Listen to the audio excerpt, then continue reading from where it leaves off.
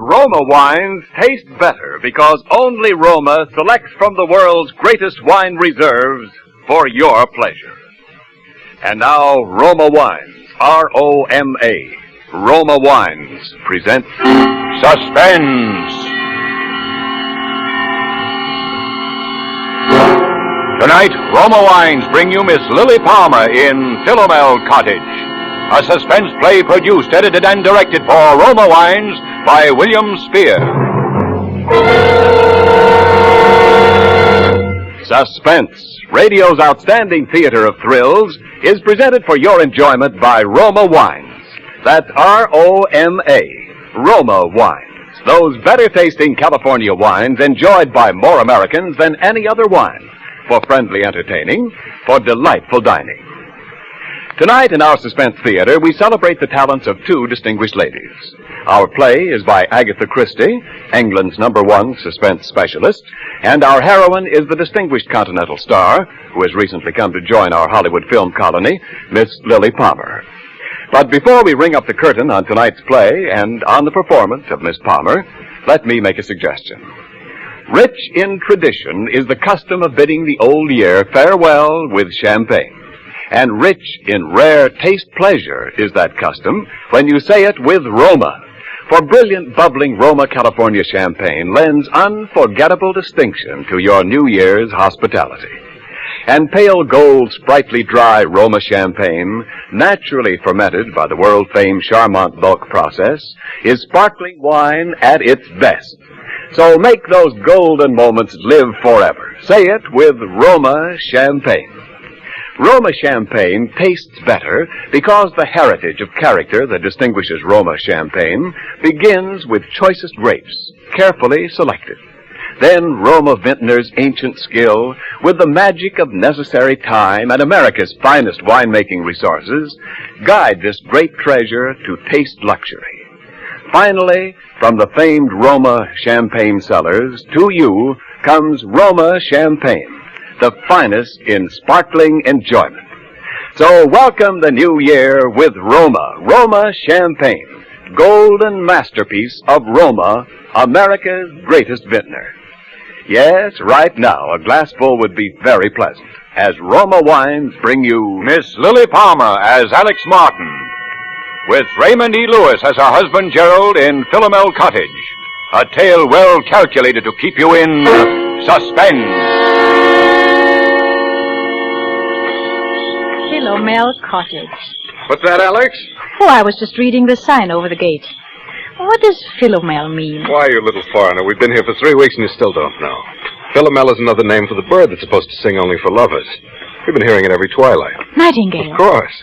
That sign, Philomel Cottage, is the main reason I wanted this place for us. Glad you bought it? Oh, Gerald, this was a 50-50 investment, and you know it. 50-50. £1,000 from me and 2 from you. But we did have to have the place, didn't we? Oh, what an utterly hopeless romantic I am. Well, you can't get out of it now. Oh, Gerald, do you know what day today is? Today, it's the 13th. It's our anniversary, darling. We've known each other exactly a month. No, exactly 30 days. Oh, Gerald, really now. Hi. Oh, what is it, dear? Do you have that pain again? No. It's just a little indigestion, I think. Oh, Gerald. Let me help. There. Do you want me to get your... No. Oh, Well, there, it's 11:35. I'd better get on to the village. Want to get that camera equipment. And the human timetable walks through the garden gate. My dear, there's nothing wrong with system, even on a honeymoon. The sooner I go, the sooner I get back. Come on, Gerald, forget your old photography. Why don't you stay and do some gardening? Be good for you. It's better for old George. He gets paid for it. He's not due again until Saturday. The place will go to rack and ruin. Over my dead body. Goodbye, dear. Don't walk too fast, dear. Remember last time? And be careful, darling.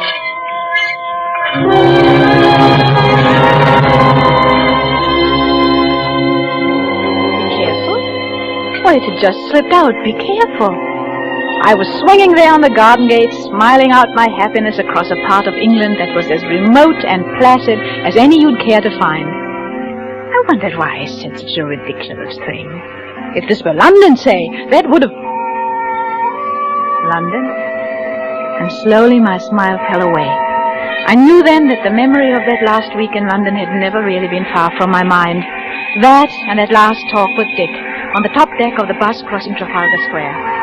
I'd never seen him like that before. Gerald Martin.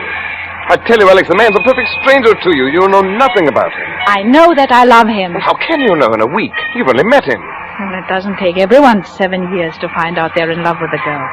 That's meant for me, isn't it, Alex? It's Alex. no use, Dick. Alex, don't you know what it's been for me not being able to tell you?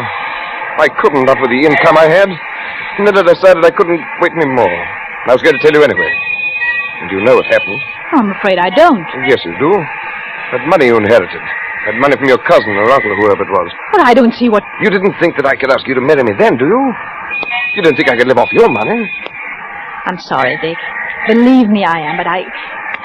It really doesn't matter now, one way or the other. Doesn't matter, does it? You can bet it matters to that Martin chap. That's what he's after. You mark my words, he's after your money. Dick, it might interest you to know that Gerald has money of his own. Far more than I have. And more than I am. Maybe that's the difference. I've had enough of this. I'm getting off at the next stop. Alex, please. All right. But let me tell you something. If you think I'm going to let Gerald cut me out and not do anything about it, you're very much mistaken. I'll catch up with him, do you hear? I'll catch up with him if it's the last thing I do.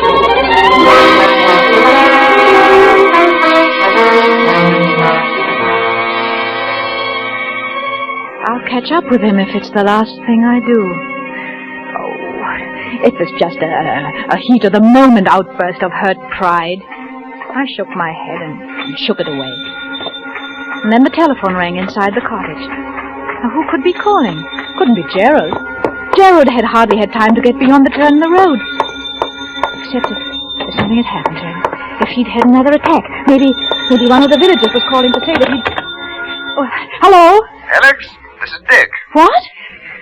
Oh, who did you say? Dick? Well, Alex, what's the matter with your voice? I wouldn't have known it. It's Dick Windyford. Oh, where are you? Traveler's Arms, that's the right name, isn't it? Or aren't you acquainted with your village pub? You mean you're here? Yes, I'm on holiday doing a bit of fishing. Any objection to my looking up you two good people this afternoon? Oh, no, you mustn't. Why, Alex. I beg your pardon. Of course I won't bother you if... I'm sorry, Dick, but I only meant that we'd be away this afternoon. Won't you come this evening? Thanks very much, but I'll probably be away by then. Depends upon whether a pal of mine turns up or not. Goodbye, Alex, and best of luck. For a long moment, I stood quite still. And then I walked across the living room, and by the time I reached the side porch, I'd made up my mind. I would say nothing to Gerald about it. I stepped out into the garden and... Oh, why, George! I thought we'd agreed that Saturday was your day here. Oh, well, there'll be a fair over to Squire's on Saturday. And I says to myself, Mr. and Mrs. Martin, they won't mind if I come for once on a Wednesday instead of a Saturday. Oh, of course not, George. And then I thought, too, I might as well see you before you go away, so as to learn your wishes about the Boxwood exit. Before I go away? Aye, to London tomorrow. Me? Going to London tomorrow? Now, where did you hear that? I met Mr. Martin down at the village yesterday. He told me you was both going away to London tomorrow, and it was uncertain when you'd be back again. Oh, well, now, don't tell me that you and the master are disagreeing already. No, naturally not, no. This trip just slipped my mind, George. Yes. Never could understand why anybody wanted to go up to London, though. Like Mr. Ames, what sold you this house, he went up there, and to live, mind you. And after fixing up this place like he did, with taps all over everywhere, you're going to take a loss, I says to him, when I seen he put the place up for sale. It's not everyone that'll have your fad for washing themselves in every room in the house, like. But George, he said to me, I'll get every penny at £2,000 for this house. And by gum, he did. He got 3,000. 2,000. The sum he was asking was talked of at the time, and a very high figure it was thought to be. No, George, you see, I gave 2, and... Well, it really was 3,000. Mr. Ames had the cheek to say 3,000 to you. Well, he didn't say it to me. He said it to my husband. Well, I reckon I'll do some spading now. And the price was 2,000. strolled on across the garden, I was conscious of a thin, vague thought struggling to make itself heard. And then abruptly it was gone. My eye had fallen upon a small, dark green object lying in the furrow beside one of the flower beds. It was Gerald's diary, my husband's pocket diary. I picked it up and opened it. I remember I scanned the entries with some amusement, once again reminded of Gerald's enslavement to time and system. On page 21 there was an entry. April 14th, Mary Alex at St. Peter's Church, 2:30. And then I looked at today's date, Wednesday, May 13th. Only one thing was written there in red pencil. It said, 6 p.m. Huh? Now, what did it mean? What was to happen at 6 p.m.? And something just... Oh, no. But this is ridiculous. What am I afraid of? Gerald is my husband. I love him. I trust him. Then I looked again at that cryptic entry. 6 p.m.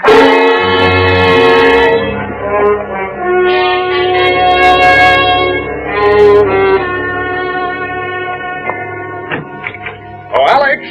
Yes? Yes? There you are. Oh, miss me, darling? Oh, why wouldn't I? It's 3 o'clock. You've had time to buy out the whole village. Only the camera shop. Now, if I don't have the best equipped dark room this side of London, it won't be my fault. If you're not careful, that dark room of yours is going to overfill the whole cellar. Oh, incidentally, here's something you've been watering the flowers with. Catch. Oh, my diary. Dropped it in the garden, did I? Mm-hmm. I know all your secrets now. Oh, not guilty. Well, I'm not so sure. What about your assignation at 6 p.m. today? Oh, that. Well, you've caught me at last. It's a rendezvous with a very handsome young woman, quite remarkably like you, in fact. You're evading the issue. Not at all. That's simply a reminder that I want you to help me develop some negatives this evening. At 6 o'clock? Well, I'll be getting dinner. We'll eat a light supper tonight. We might have just a sandwich or two and some coffee out on the porch. Well, before we work on the negatives, you mean? Yes, that'll be pleasant, won't it? You know something, Alex? I've never found anybody yet who could touch your coffee. No, really. And that covers Australia and Canada, too. You and your mysterious past. Why do you say that? No reason.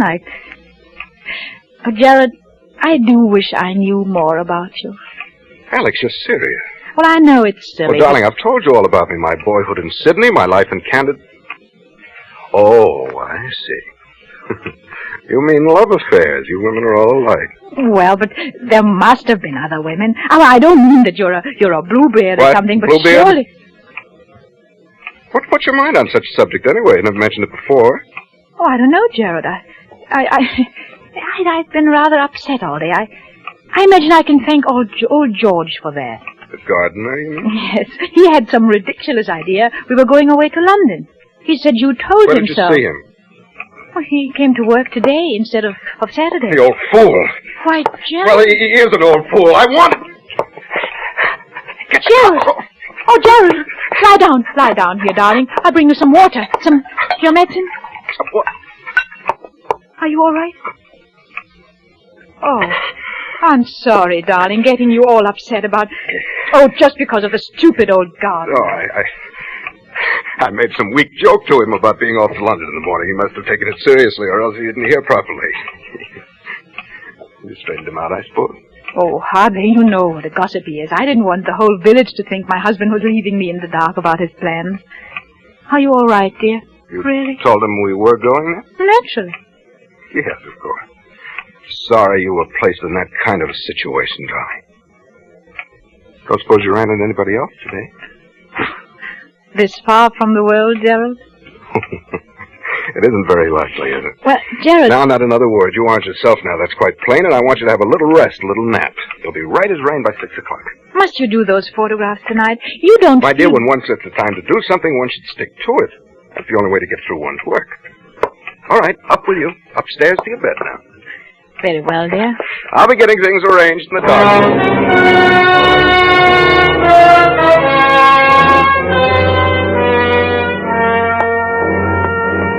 I went upstairs to my room. I told myself there was no basis whatever for my state of mind. And still the turmoil, the doubt, The odd, unaccountable sense of dread persisted and grew and grew until quite clearly I knew what I must do. Knew I must find some testimony to my husband's past, something to reassure me. And then strangely I remembered that single locked drawer in Gerald's bureau.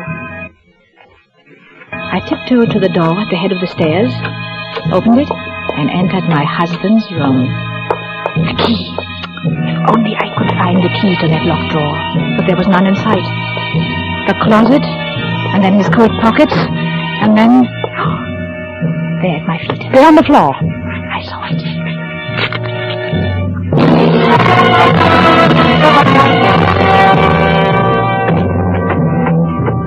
I opened the drawer, looked down. A small packet of letters tied with a light blue ribbon. And when I saw the uppermost envelope, my face flushed with shame. They were my own letters, love letters written to Gerald before we were married. There was nothing else in the drawer, just a roll of ancient, faded newspaper clippings. When I glanced at the top clipping, it was from an American paper. It featured the trial of one Charles Lemaitre, notorious swindler and bigamist. A skeleton had been found beneath the floor of his house, and most of the women he'd married had never been heard of again. Another of the clippings described Lemaitre's behavior in court, his interest in the cameras of the news photographers, his sensational escape from prison, and another displayed his picture. Long-bearded, scholarly-looking fellow. It reminded me of someone. I glanced at the caption beneath the picture. Modern Bluebeard. Modern Bluebeard! My eyes went back to the picture, and in a flash, I saw the resemblance. I ran through the other clippings. Dates had been found in the man's pocket diary. Dates, it was contended, when he'd done away with his victims. He was an amateur photographer. He was from Sydney, from Canada. He was subject to heart attacks. He was Gerald.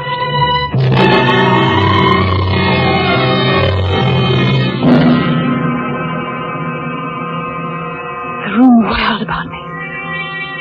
Dick had tried to warn me. Dick had been near me that morning, and I turned him away. It was then that I noticed a sound.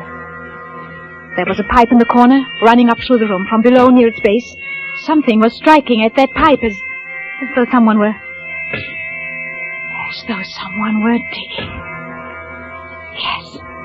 I knew then that Charles Lemaitre was preparing the dark room for the latest one of his victims.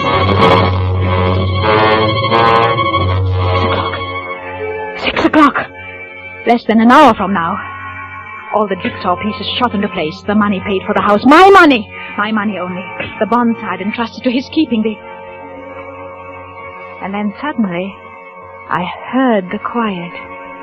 The digging had stopped. Escape from that house at once, before he came out. The clippings, back in the drawer. Don't look. Don't lock it. Don't bother. Just get away. I rushed to the door, out in the hall, and... Yes, my dear? Oh, you startled me. I was just trying to find your nail file. Were you, dear? Well, that's nothing to look so guilty about now, is it? Better come on down. Getting late, you know. Gerald, Just have time to make the coffee and sandwiches before we do the pictures, that is. Well, I'll be right down, darling, as soon as... we really mustn't delay, must we? Coming, Alex? Very well. Now, that's better. Never mind, Gerald, it's... Why, Alex, how cold you are. Cold? Oh, yes. Yes, I am rather. Well, that will soon pass away, I'm sure. Hurry along, dear. Hurry along. Yes, into the kitchen. Alex, what is the matter? Oh, nothing. Nothing. No, I'll be all right. The kitchen. Here. Yes, I'll fix something in a second. You just sit here in the living room and... Oh, no, not the porch. That'll be more comfortable, won't it? And I'll be right with you. Splendid, Alex. I'll just... Why, no, of course not. What, Gerald? How rotten of me not to have suggested it. Since you're feeling a bit under par, you can probably do with some help. I'll come with you.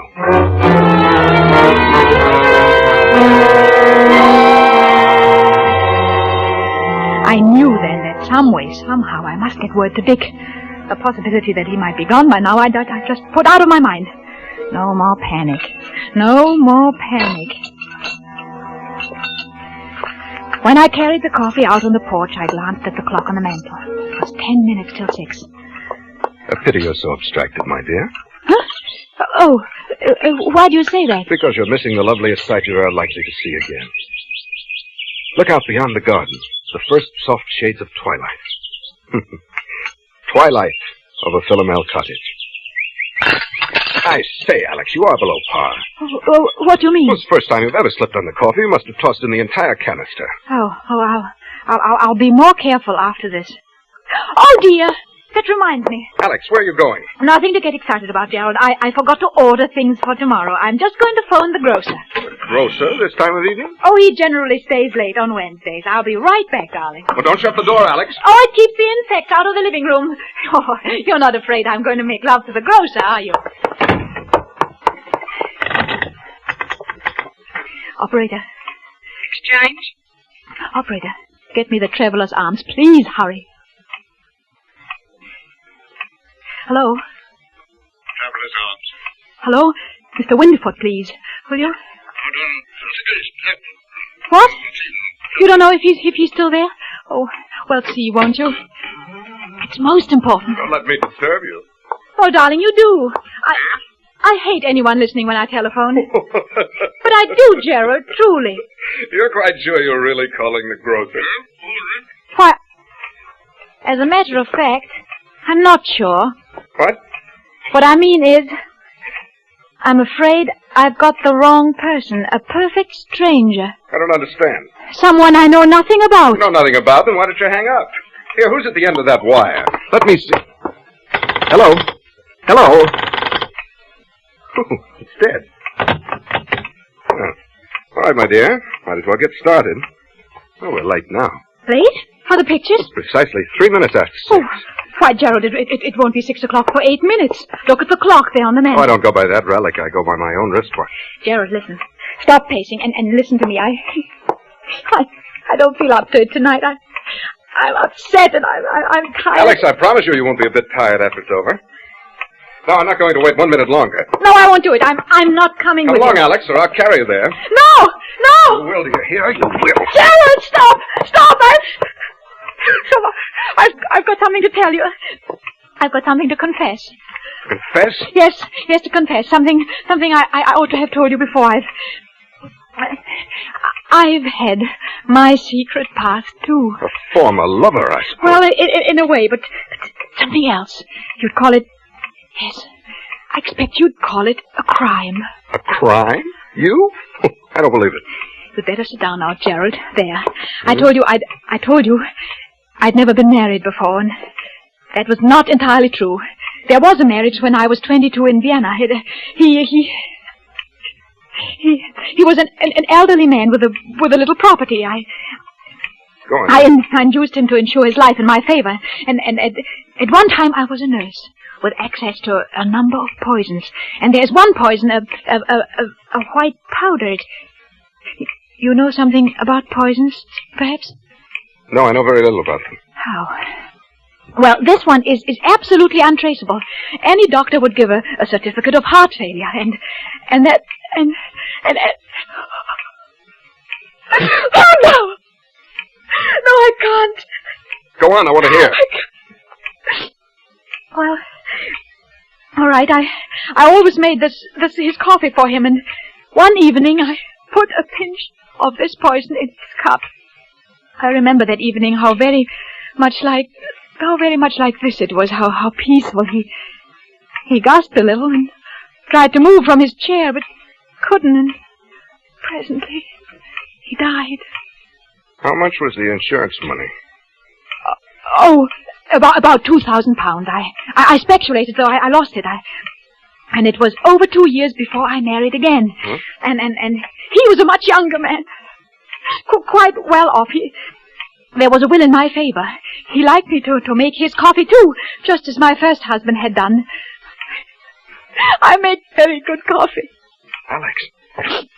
It was the same, along about twilight. The coffee. It was the same as the other.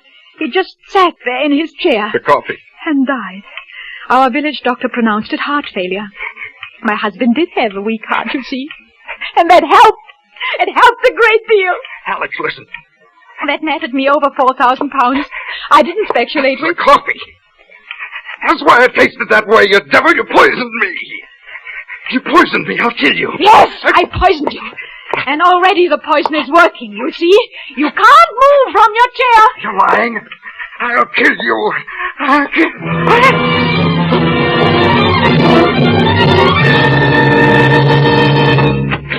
Alex! Alex! Alex Royal! What have they done to you, Alex? Constable, go see what's happening in that room. Right, sir. Darling. I had to tell him the most horrible story. Oh, I couldn't have kept it up any longer. You came just in time, Dick. You understood on the phone, didn't you? Good darling, when I heard you say you'd got the wrong person, someone you knew nothing about. Excuse me, sir. What did you find, Constable? A man sitting in a chair, sir. Heart trouble, it looks like, and, Yes? well, sir, he's dead. Your husband, ma'am? You might say, a perfect stranger. He was just sitting in his chair.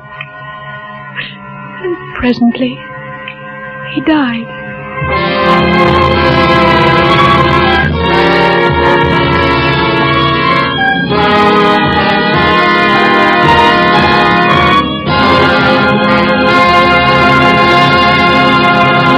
Suspense. Presented by Roma Wines, R-O-M-A. Roma, America's favorite wine. And now this is Ken Niles bringing back to our suspense microphone the star of tonight's play, a lovely newcomer whose great acting talent has carried her to overnight Hollywood stardom, Miss Lily Pump. Lily, your performance tonight certainly qualifies you as one of Hollywood's reigning queens of suspense. Well, thank you, Ken. But how can I accept another throne? I'm already married to the King of Siam. You're what? Don't you remember? It's my husband who plays the Siamese monarch on the screen. Oh, yes, of course. And for your Majesty's entertaining pleasure this New Year's Eve, here's a little present from Roma, America's greatest vintner. A gift basket of Roma, California champagne. Did you say a little present? I call Roma champagne a magnificent gift. Well, true, Lily. And your friends will call Roma champagne magnificent, too. For pale gold, sprightly dry Roma champagne adds a touch of continental smartness to New Year parties. Naturally fermented by the world-famed Charmant bulk process, brilliant, bubbling Roma champagne is sparkling wine at its finest.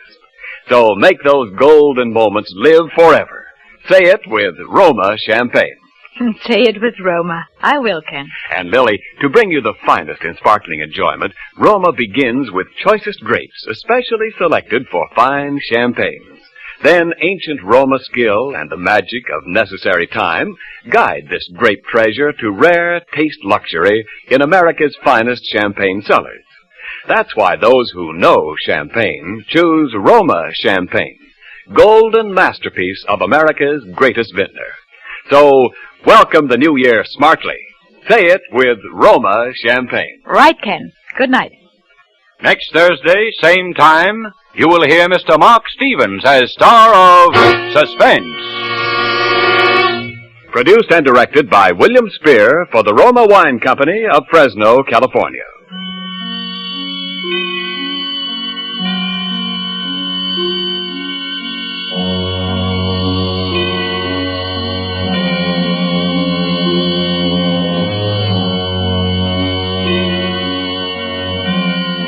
Stay tuned for the thrilling adventures of the FBI in peace and war, following immediately over most of these stations.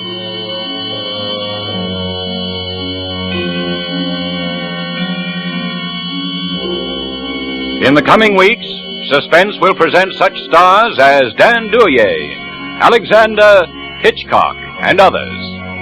Make it a point to listen each Thursday to Suspense, radio's outstanding theater of thrills. Suspense is broadcast from coast to coast and to our men and women overseas by shortwave and through the worldwide facilities of the Armed Forces Radio Service. This is CBS, the Columbia Broadcasting System.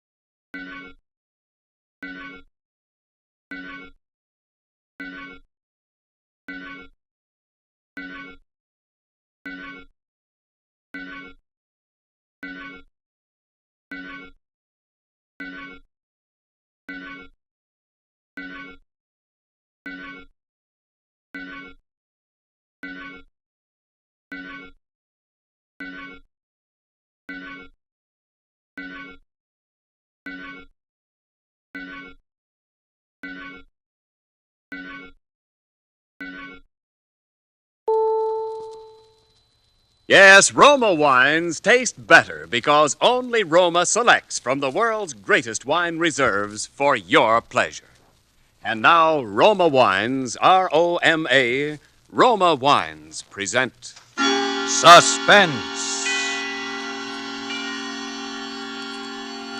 Tonight, Roma Wines bring you Mr. Eddie Bracken in Elwood, a suspense play produced and edited for Roma Wines by William Spear. Suspense, radio's outstanding theater of thrills, is presented for your enjoyment by Roma Wines. That's R-O-M-A. Roma Wines, those better-tasting California wines enjoyed by more Americans than any other wine. For friendly entertaining, for delightful dining. Yes, right now, a glassful would be very pleasant as Roma Wines bring you Eddie Bracken in a remarkable tale of Suspense.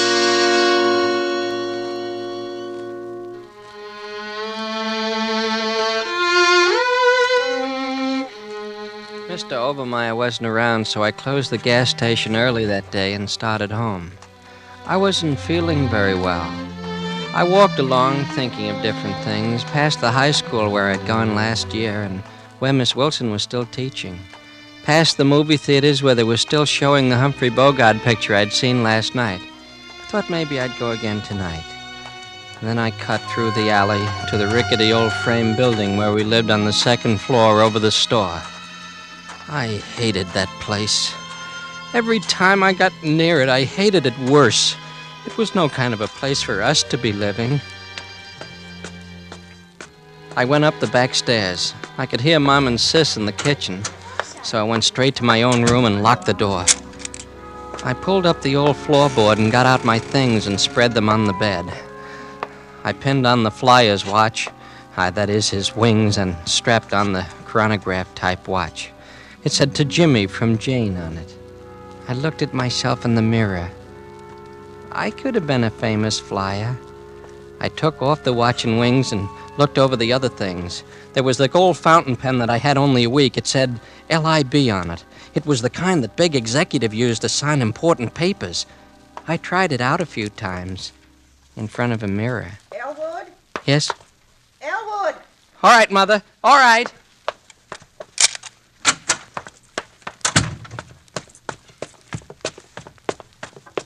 What are you doing home so early?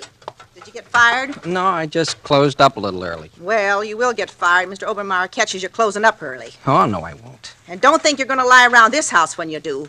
Your sister and I have a hard enough time as it is without having you on our necks. Well, I don't feel very well today, Mom.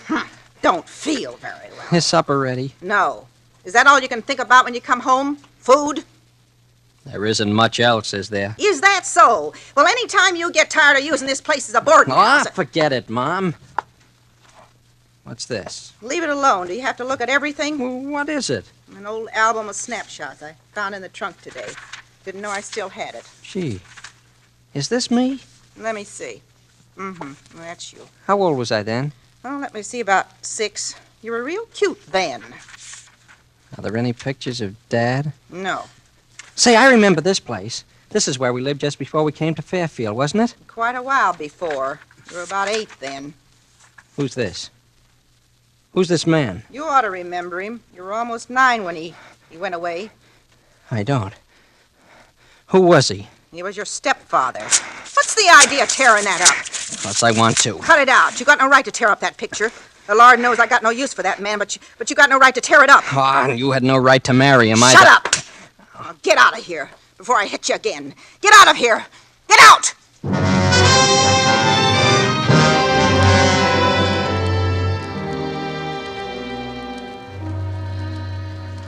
I went back to my room. I got my things out from under the floorboard again, but somehow they didn't make me feel very good the way they usually did. I had an awful headache. Pretty soon I put on my hat and went out.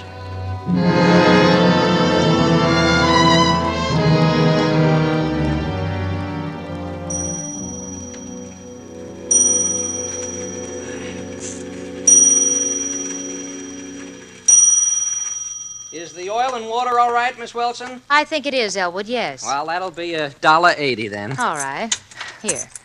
Thanks. How's the new term going, Miss Wilson? Oh, fine so far. I am sorry you're not with us, though, Elwood. I was so looking forward to having you in my class Well, this year. some things just can't be helped this year, I guess. Do the students like your course, Miss Wilson? They seem to like it fine. I wish I could be there. Is there anything about abnormal psychology, Miss Wilson? We touch on it towards the end of the course. Oh, I read something about it. I read some of the Freud and Adler stuff, too. Have you, Elwood? Sometimes I think you get more real education staying out of school than the rest of them do staying in. Well, I try to keep up with what's going on in the world. You're way ahead of most people, Elwood. I hope someday you can get away from this town, someplace where you can really use your ability. You can go a long way, Elwood. Oh, I'm going to. I'm going to do something about it someday, all right. I know you are. Maybe between us we can figure out something. Huh? Maybe we can.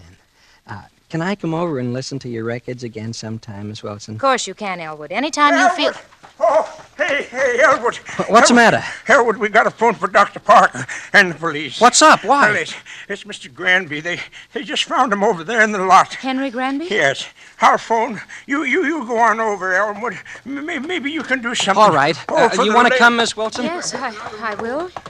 I guess it must be over there on the corner where the people are. Yeah, people crowd around awful quick at something like this, don't they? Oh, they certainly do. Maybe you don't want to look. Well, no. Oh, that's Mr. Granby, all right. Elwood, what happened to him? There's not much use in calling a doctor. Oh, dear, is he? Well, you can see. He's been strangled, Miss Wilson. He's dead.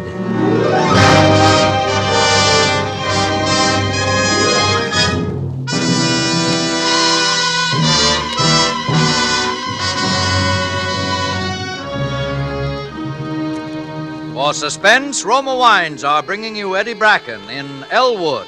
Roma Wines' presentation tonight in radio's outstanding theater of thrills, Suspense.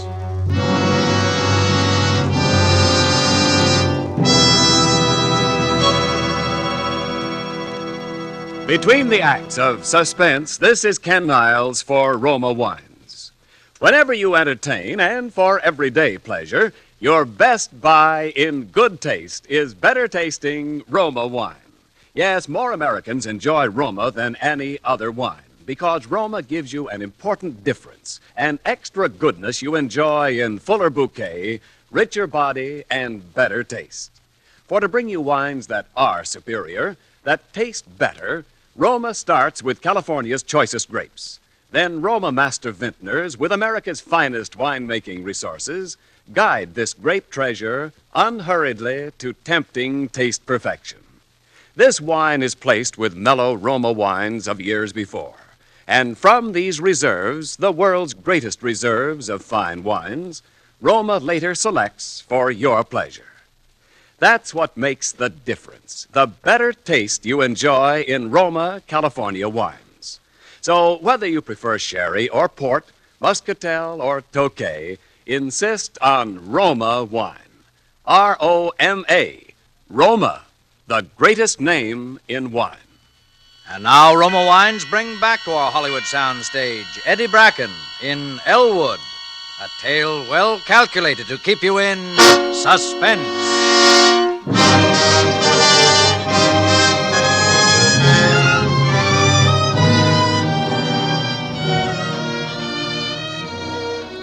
Finding Mr. Granby murdered created a terrific commotion.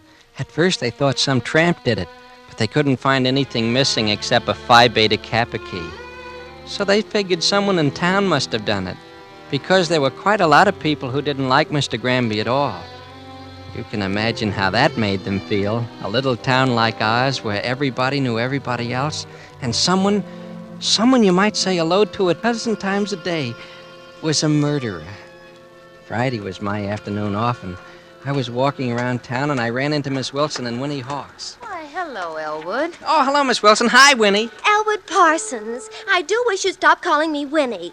My name is Winifred. In fact, it's Miss Hawks to mere acquaintances. I always used to call you Winnie. That was years ago when I was just a child. Winifred's 17 now, Elwood. She's a young lady. Well, at least I'm old enough to be addressed by my right name. Okay, Winnie. All right, then, Ellie.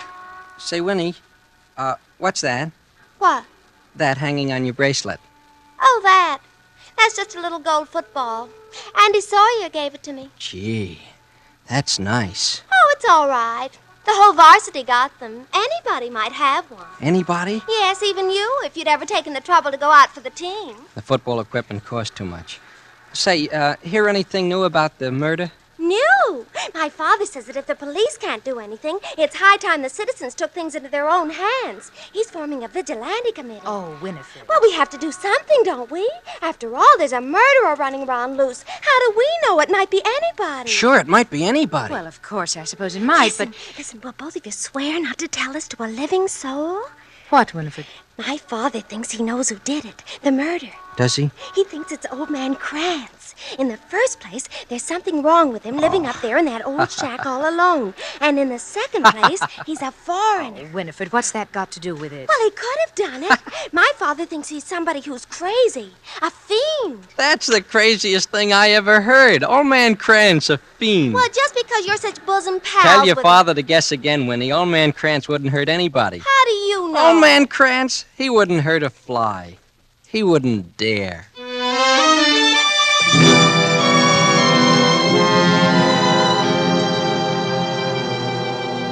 Old man Krantz was a little funny, all right, but it was funnier still, them thinking that he'd done it. That gave me the idea to go up and see him. His big dog Bismarck started making an awful fuss the way he always did, but I just banged on the door anyway. Who is it? It's me, Mr. Krantz, Elwood. Oh, why didn't you say so? Quiet, Bismarck. Wait a minute, I'll unbar the door. Hello, Bismarck, old fella. So, you finally come up to see old man Krantz again, huh? Yeah, and I brought you some old horseshoes. I'll just put them down here. Say, I thought I ought to tell you. I heard the screwiest thing in town today. Oh, so? What was that? You know about the murder? Yes, I know. Somebody said you did it. Oh, they did, huh? Uh-huh. They're getting up a vigilante committee. But let them come with their vigilante committee. I got my shotgun. I take care of myself. Oh, all right. they won't bother you, Mr. Krantz. I told them they were crazy. They better not bother me. As far as that goes, I don't think they'll ever find out who did it. No? I don't think so. Do you? Well, somebody did do it. Oh, sure. Somebody did. He was strangled, I hear. He was. I saw him. Take a strong pair of hands to do that. Yeah, I guess it would. Well, what have you been doing lately, Mr. Krantz? Oh, nothing. Reading little philosophy this last few days. No more psychology? Oh, sure, but now I read a little philosophy just for a change. Been reading Schopenhauer. You know how he says it's the only way to escape the world? Suicide. Suicide? But he's crazy. My way of living is better than his way of dying. Well, why do you want to escape from the world, Mr. Krantz? Why? Look at it. Just look at it and tell me why I shouldn't want to escape from it. Well, I don't know, Mr. Krantz. There are a lot of things wrong with the world. Wrong? You just show me one thing that's right, just one thing, and I'll go back. That's right, I'll go back. But in the meantime, while you got nothing else to do, we play a game of horseshoes, huh? Ah. Come on, I got the stakes all laid out. Okay. Say, what kind of horseshoes are these? They're all bent. Well, I didn't want to ask Charlie Vander for new ones. They're old ones that he takes off the horses. They just have to be straightened out a little. Yeah, that's right. You got a hammer or an axe Hammer? somewhere? You think I'm an old man and I'm weak, huh? You don't know how much strength I got. There, look. I straightened it with my bare hands. Shucks, I bet I can do it. Go ahead, try. All right. There. See? Yes. It's just as straight as yours. Yes, Elwood. It takes a strong pair of hands to do that.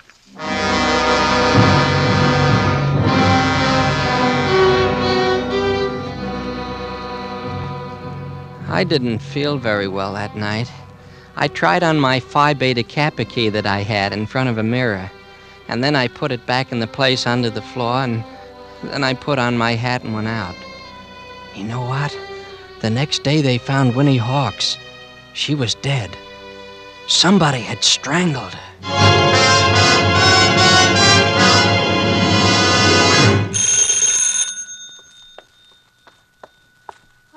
Hello, Elwood. Come in. I haven't seen you for quite a while, and I know. thought... Everyone's been so upset. It was such an awful thing. What? About Winifred. Oh, yes. It's strange what fate does. Oh, it's something a little more horrible than fate, I'm afraid. I thought maybe you wouldn't want to go out. I thought maybe you might like to listen to some music tonight, Miss Wilson. Why, yes, I'd love to. As a matter of fact, I've just got a new album of Stravinsky. They say it's very good. Oh, Stravinsky's wonderful. I think it's terribly exciting and emotional, don't you? Well, yes. And so imaginative. I'll get out the records if you'll start... What's that you got there, Elwood? What? That thing you're tossing up and down your hand? Oh, that's just a little watch charm I found. I carry it in my pocket, sort of for luck. It was a gold football, wasn't it? Yeah, I found it. I guess some fella lost it. Oh. Okay, sis, I'm leaving. Oh, hello, Dick. Oh, hi, Elwood. All right, Dick. Dad's here, so don't worry. No, Going hunting? Oh, the rifle. Hunting? You bet I am. Half the town is tonight. Didn't you know, Elwood? The committee's patrolling the streets because of the murderer. Oh, yes. I heard something about it. You ought to join up. It's every man's duty with a fiend like that on the loose. Well, maybe I will. Well, so long. Good night. Good night, Dick. Shall I put on the first record, Miss Wilson? Yes, all right.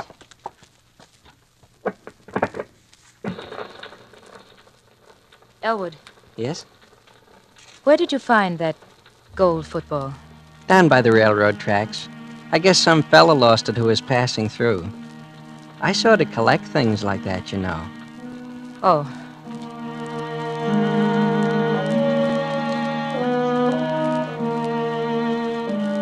Oh, that music is wonderful.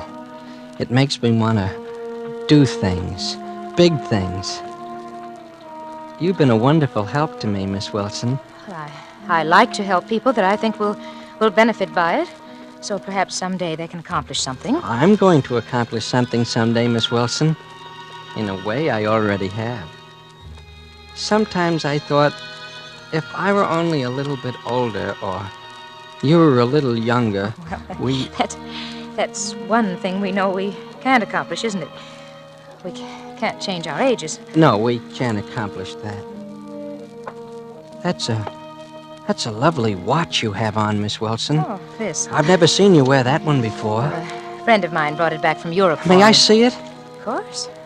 It's kind of complicated, isn't it? Yes, it's one of those Swiss ones. It tells the day of the month, too. Oh, it's really lovely. I'm glad you like it. I'd like to have a watch like that. Elwood, I can't listen anymore. I hope you'll excuse me. What's the matter, Miss Wilson? I'm very sorry, but suddenly I have a very bad headache. Oh, of course. I understand, Miss Wilson. Thank you, Elwood. Well, you have nothing to thank me for, Miss Wilson. I'll go now. All right. Good night, Elwood. Good night, Miss Wilson.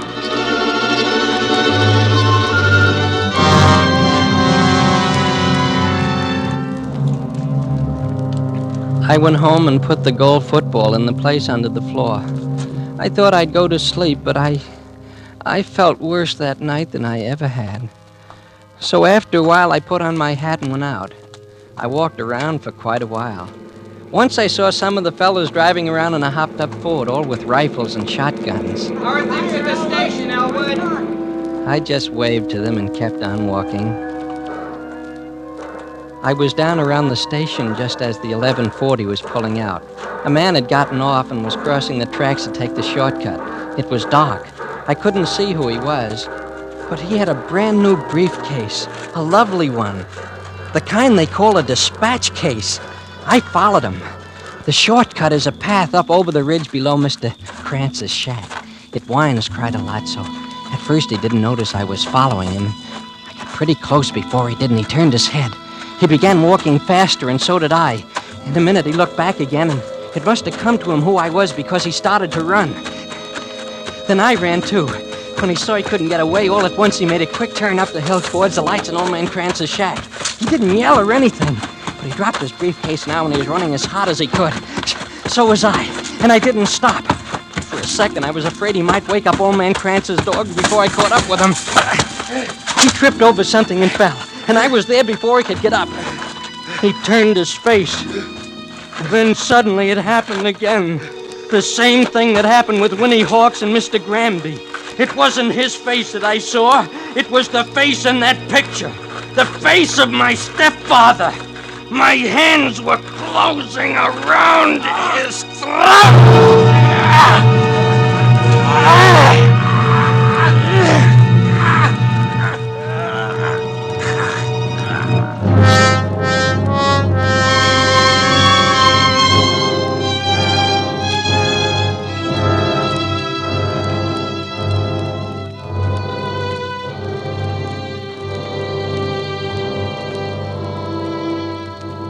The next day, the sun was shining, and I was pleased because it was my day off again.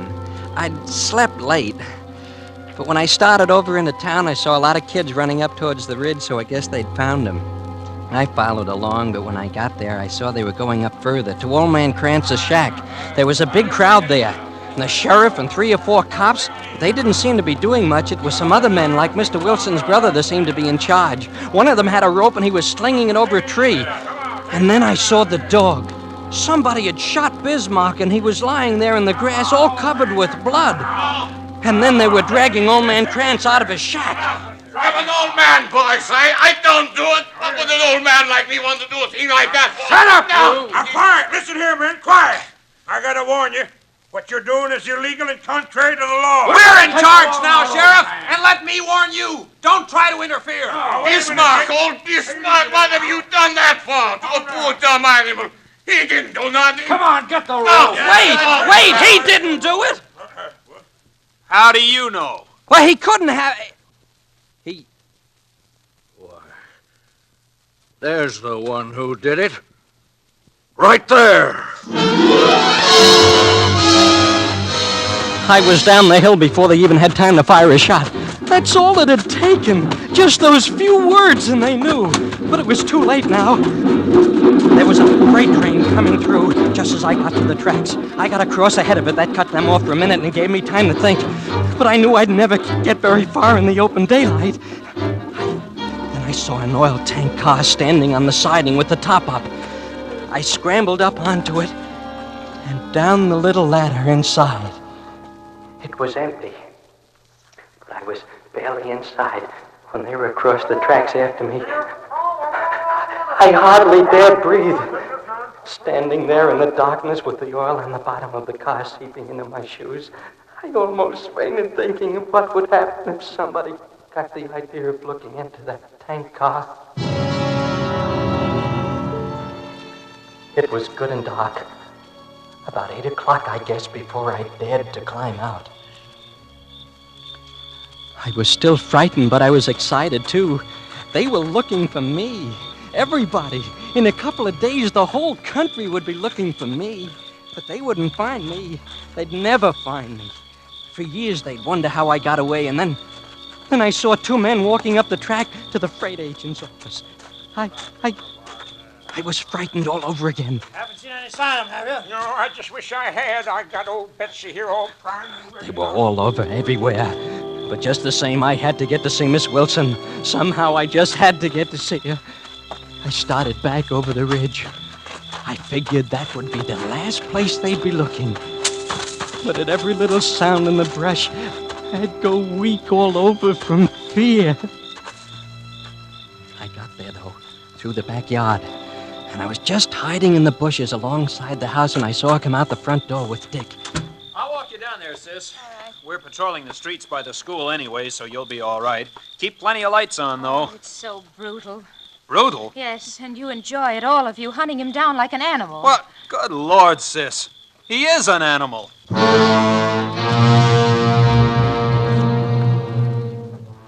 So I was an animal. Well, all right, then, I was an animal, but I was a lot smarter animal than any of them. I knew she was going to the school, and I knew how to get into the basement. It was awful easy, really. And I was already inside when I heard her arrive. She had the place blazing with lights, but her room was right next to the basement stairway, and there was a fuse box just at the head of the stairs. It was almost too easy. Of course, I couldn't see her in there when I opened the door. Who's there? Miss Wilson? Don't be afraid, Miss Wilson. Elwood? I just want to talk to you, Miss Wilson. Elwood, no. I just wanted to tell you why I did those things. You're a psychologist. You'll understand. Please, go away. It was those things like the Elwood. gold football, like your watch. No. Do you have your watch with you tonight, Miss Don't, Wilson? don't I come know near you me. have it. Don't. Nobody ever gave me a watch. They wouldn't even if I asked them for it. They try to keep it from me. So I just have to take it. I just take it.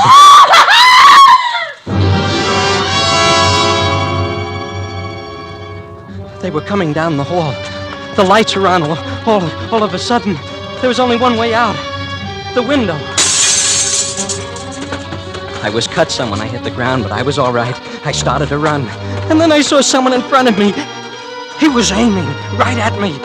I turned and I ran the other way. I fell. Or something hit me. I tried to get up. Something hit me again. That's all I can remember.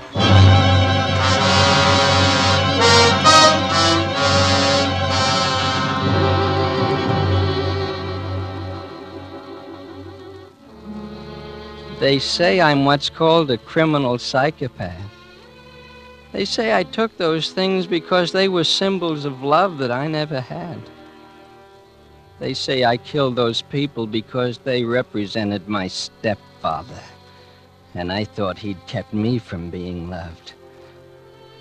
They say they don't know whether I should be sent to an asylum or go to a trial. But I don't see why they go to all this trouble. Because they say anyway, I'm going to die.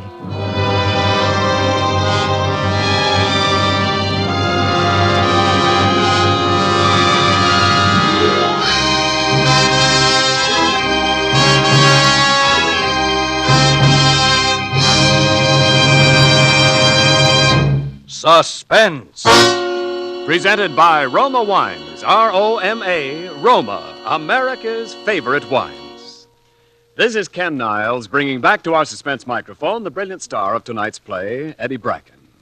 Eddie, even though murder is a bit out of your line, you were superbly convincing as a villain tonight. Ken, I really enjoyed playing Elwood. Say, that's a handsome watch you're wearing. You mind if I... Elwood, Eddie, don't let go of my wrist. The play's over. Oh, but I like nice things. Valuable things. Well, then, you'll like this gift basket of Roma, California wines. It's a present from Roma, your host tonight, with compliments on a most realistic performance. Oh, gee, thanks, Ken. I'll have to remember that routine. It pays dividends. And remember this, Eddie, when friends drop in, it pays dividends in hospitality to add warmth to their welcome with glasses of that delicious Roma port in your gift basket. For ruby red, rich-tasting Roma port is a warm, congenial wine, the first choice of millions for smart entertaining. And at dinner time, fragrant Roma port is so good, so gracious with dessert. Yes, real hospitality calls for Roma port on hand, always. Well, I know how popular Roma port is, Ken. Well, Eddie, here's the reason. You see, in all Roma wines, you enjoy an important difference, an extra goodness born of fuller bouquet, richer body, and better taste. And because only Roma wines give you this extra goodness, more Americans enjoy Roma than any other wine. Solid, Ken, solid. Thank you and good night.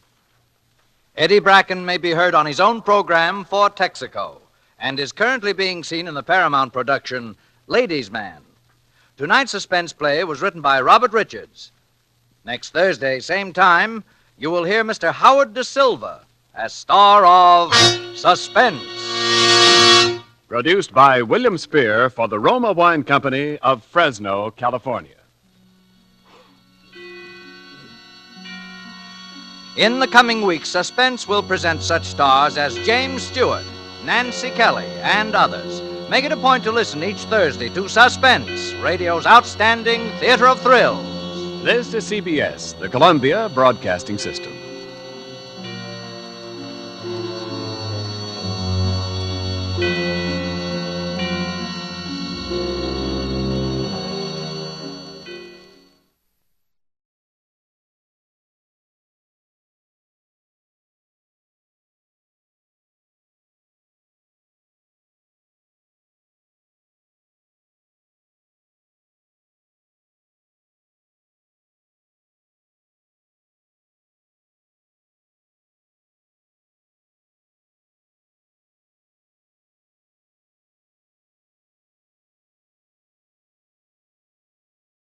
Yes, Roma wines taste better because only Roma selects from the world's greatest wine reserves for your pleasure. And now, Roma Wines, R-O-M-A, Roma Wines present Suspense. Tonight, Roma Wines bring you Mr. Robert Mitchum in Death at Live Oak, a suspense play produced, edited, and directed for Roma Wines by William Spear. Suspense, radio's outstanding theater of thrills, is presented for your enjoyment by Roma Wines. That's R-O-M-A, Roma Wines. Those better-tasting California wines enjoyed by more Americans than any other wine. For friendly entertaining, for delightful dining. Yes, right now a glassful would be very pleasant. As Roma Wines bring you Robert Mitchum in a remarkable tale of suspense. Do you know what death is? It's a simple surgical process whereby a man's name is cut off from his body. If a man's name is dead, the man is dead.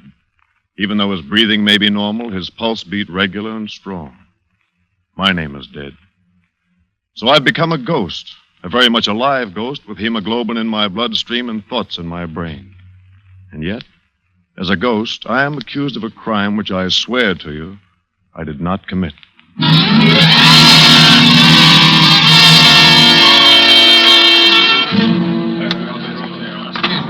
Going up. Name your floors, please. Seven, please, seven. I had just finished a rather harrowing day with my attorney, and I wanted a few moments' relaxation at the Sky Room before driving home to Palo Alto. As I stood in the elevator, I was conscious of someone staring at me. A girl, wearing an orchid which had been completely crushed against the shoulder of her mink coat. She was young, early 20s, I'd say, a sort of face which I find peculiarly attractive. Lean, tanned. She stood perhaps 3 feet away from me in the elevator. Her eyes stared steadily into mine. I glanced away, then looked back again. She was still staring at me. Then she stepped over close to me. Going up. What are you doing here? I beg your pardon. Why did you follow me? You know I didn't want to see you. I think you've mistaken me for someone else. 21st floor. You're Rex Melville. No, my name is Sutherland. Oh, I'm so sorry. You look exactly like... Oh, please, forgive me. This is your floor, ma'am. Oh, thank you. Good night, Mr. Sutherland. Good night. Sky room, sir?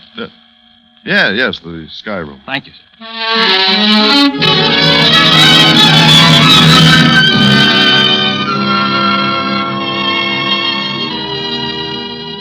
I'm a flyer, and I like to look down on the lights of cities from high places. Usually it makes me feel important and warm inside, but not on this night. I found myself looking down, computing how many miles an hour a human body would be falling by the time it hit the sidewalk. Then I noticed, leaning over the parapet, a few feet away from me, the girl from the elevator. Good evening. Good evening. It looks as if I am following you. It doesn't seem possible. What, the resemblance? Yes, it's almost perfect. You're a little taller, I think. No, my chin comes just below his shoulder, too. You're exactly the same height as Rex. And who is Rex? A friend. You told me your name on the elevator. I've forgotten it. David Sutherland. I'm Diana Blake. Miss Blake? Yes. Oh, would you care for something to eat, Miss Blake? Yes, I would.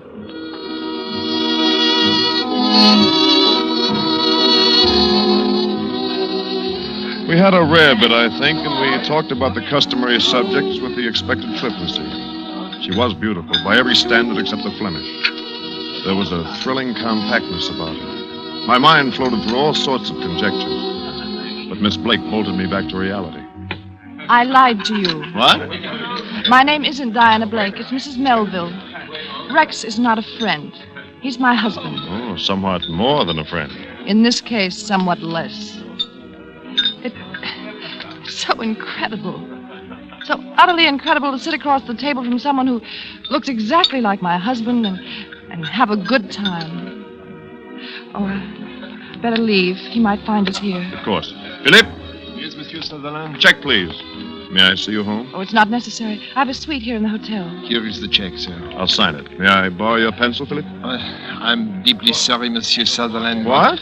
I've been asked to tell you that... Now, look, I've been signing checks at the Sky Room for 5 years. Yes, monsieur, but the accounting Please, department... don't hate me if I pay it. Oh, no, I couldn't possibly You allow... will find, David, that I am a woman of extremes. I've either a great deal or nothing. Right now, the only thing I have a great deal of is money. Philippe. Thank you, madame. Don't be angry, please. It's a small price for saving my life. Saving your... When you spoke to me out there on the parapet, I was getting ready to commit suicide.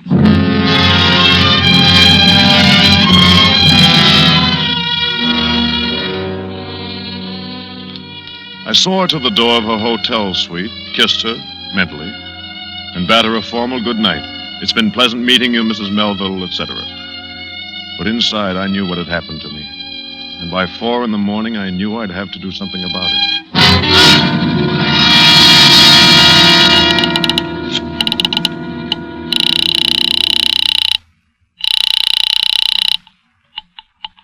Market 0500. I'd like to speak with Mrs. Melville. One moment, please.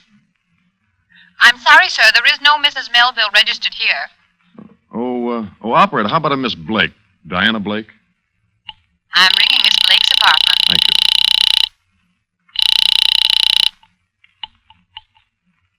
Hello? Forgive me for calling this late. David Sutherland. I wasn't asleep. I thought you'd call. I've got to see you. I know. As soon as possible. You see, it's 4:15. I'll meet you in the hotel lobby at, better make it an hour from now. Oh, no, not the lobby. There's a little coffee shop, Radnick's, around the corner on Post Street. I'll be there. 5:15.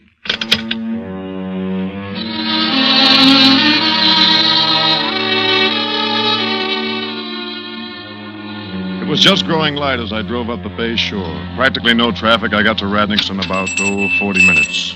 She was there waiting for me. We ordered coffee.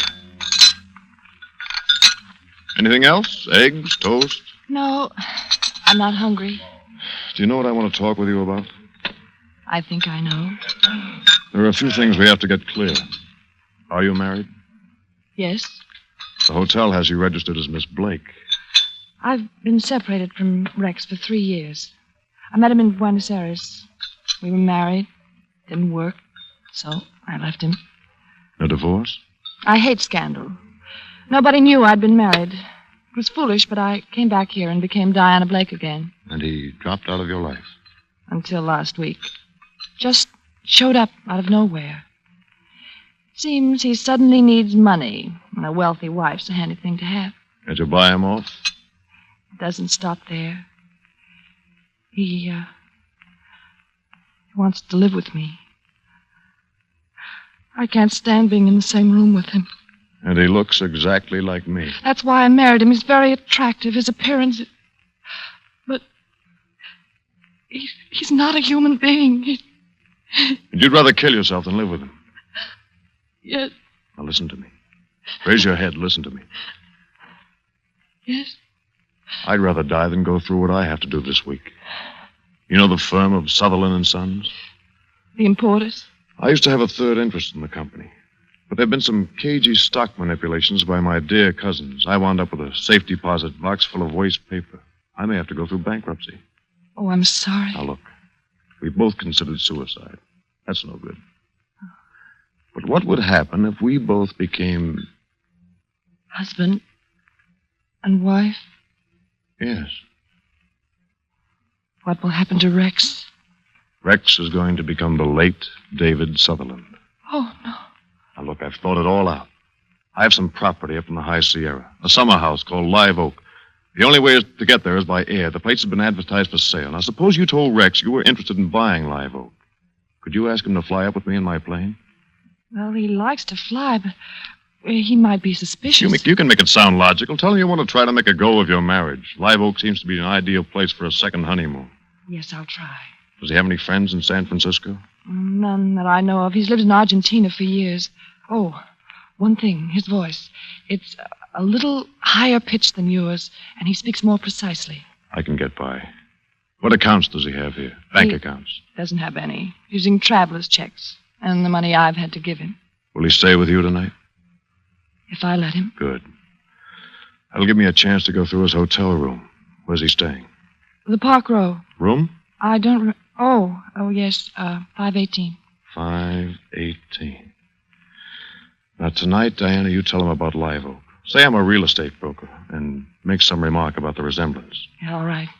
Tell him that tomorrow night is the only time I can fly him up to the summer house. I'll meet him at the Palo Alto airport at 9 o'clock. In the evening.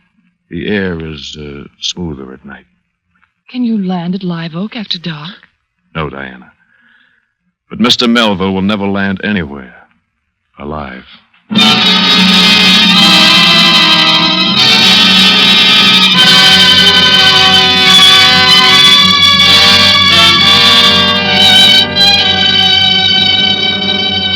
For Suspense, Roma Wines are bringing you Robert Mitchum in Death at Live Oak.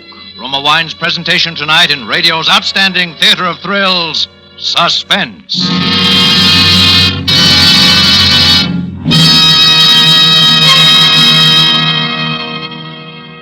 Between the acts of Suspense, this is Truman Bradley for Roma Wines.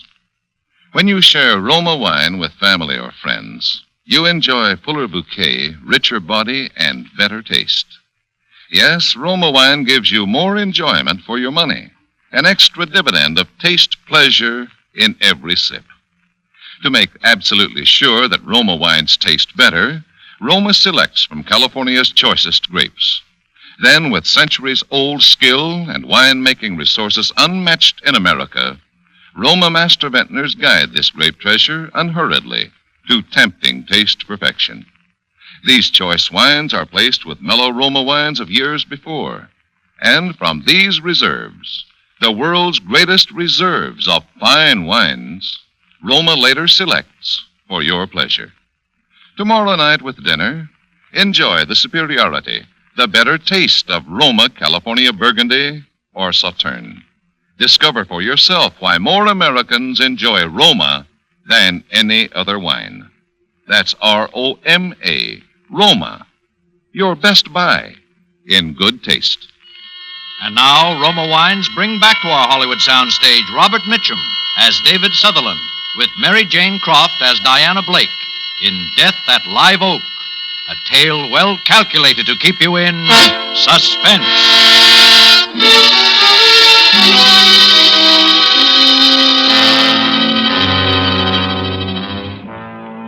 I left Diana and went directly out to the airport. I loosened the screws around the cowling of the instrument panel of my airplane.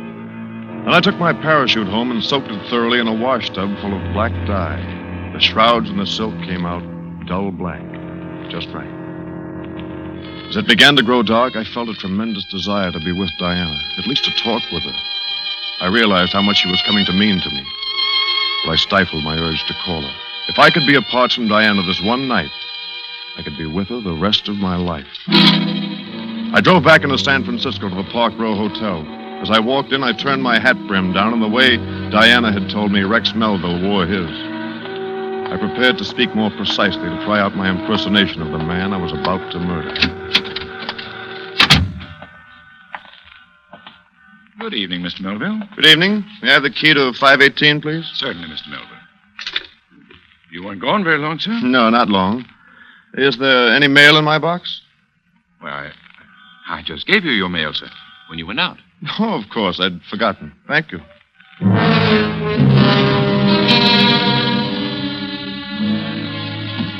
I went on up and unlocked the door to Rex Melville's room. Empty. And in a rather slovenly state of disorder. I made it a point to touch everything in the room, the light switches, the water faucets, the drawer handles.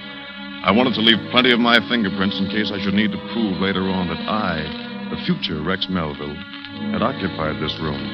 And I left. But I didn't go back to Palo Alto. I just walked the streets of San Francisco until dawn.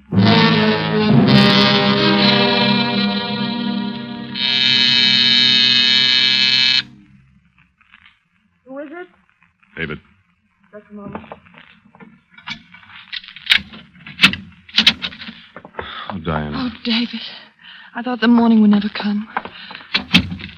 Rex just left a few seconds ago. I know. I've been watching for him outside. He didn't see you? No. How is it about tonight? We're all set. It wasn't easy, but I convinced him. He'll meet you at the Palo Alto airport at 9. Perfect. I took his billfold out of his coat pocket. Here. The signature's on the traveler's check. Good. This is just what I needed. Oh, David. When will it be over? Before midnight. I'll be back with you by this time tomorrow morning. Be careful. Do you know something? I've never kissed you. Oh, my darling.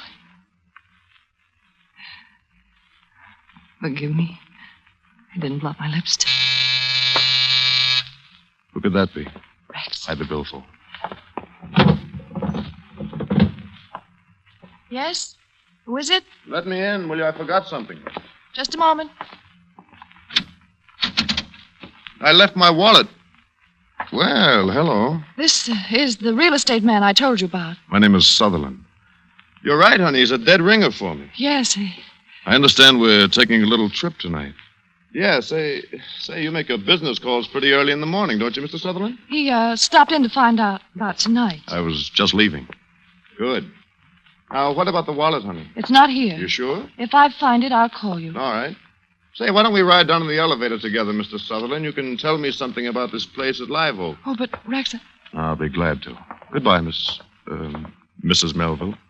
I'll see you later, honey. Goodbye.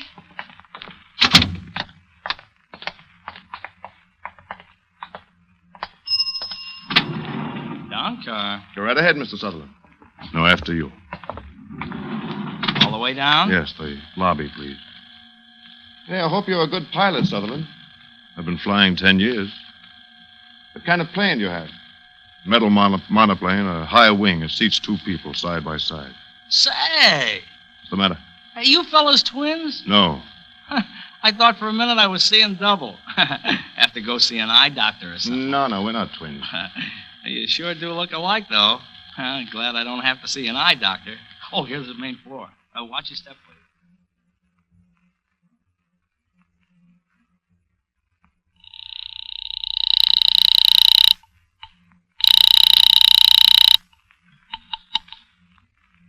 Hello? Hello, Diana. Yes. Listen, we're in bad trouble. What's wrong? The elevator boy. He noticed how much we look alike. Which car was it? The end elevator, the one nearest your door. I can take care of it, David. Don't worry.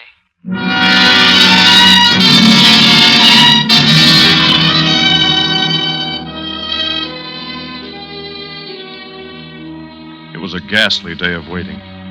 I wired the Ambassador Hotel in Los Angeles to reserve a room in the name of David Sutherland.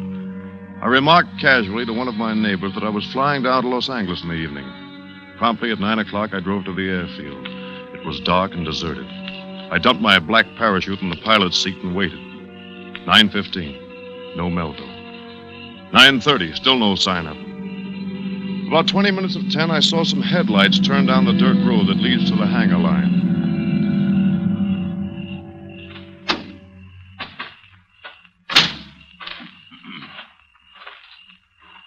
Is that you, Sutherland? I've been waiting for you. Well, I'm sorry to be late. I was delayed in town. You all set to go? All set.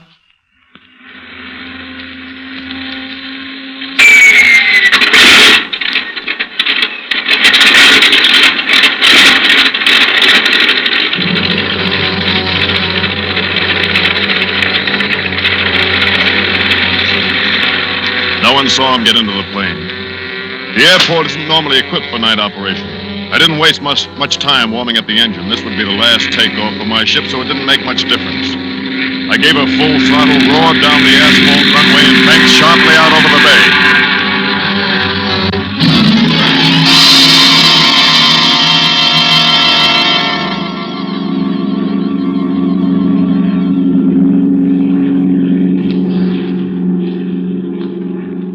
Sort of pretty up here. Yes, very. How long will it take us to get to Live Oak? Not long. Excuse me, I have to make a radio call. NC 35013 calling San Francisco radio. I wish to file a flight plan. Over. NC 35013, this is San Francisco radio. Go ahead with flight plan. This is NC 35013 over Mountain View at 1500. Pilot Sutherland, airspeed 145, fuel supply 3 hours. CFR, destination Los Angeles Municipal. Los Angeles? Shut up. ETA in Los Angeles 2345, over. Roger, 013. We'll file. San Francisco radio out. But why are we going all the way to Los Angeles? You're taking a longer trip than that, Mr. Melville.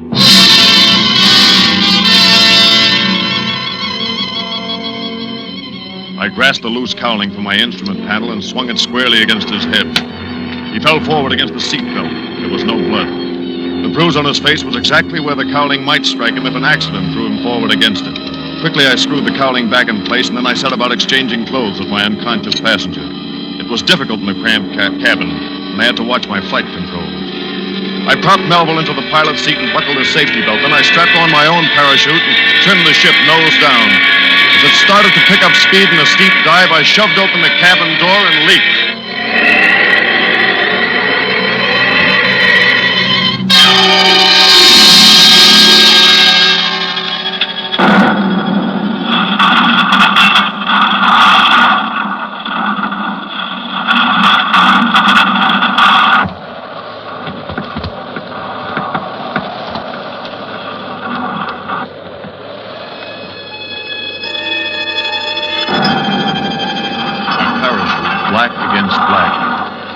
Quietly into a meadow a few hundred yards from my burning ship. The wreckage was complete. I pulled in the chute, wadded it up, and tossed it onto my funeral pyre. Sleep well, Mr. David Sutherland.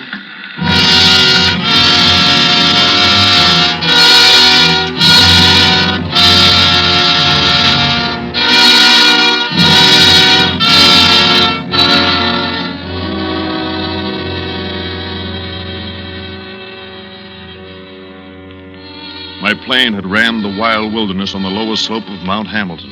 I struck out on foot for the road which I knew from my maps, ran down the mountain from Lick Observatory to San Jose. As I walked along in the moonless night, I felt free. For the first time in many months, no more debts, no more threats of bankruptcy, no more scavenging attorneys. From San Jose, I took the bus back to Palo Alto, keeping as inconspicuous as possible. At the airport, I got into Rex Melville's car. No, it was my car. I was Rex Melville now. It was just getting light as I drove up Bayshore Boulevard. I went into a pay phone booth to call her and tell her everything was all right.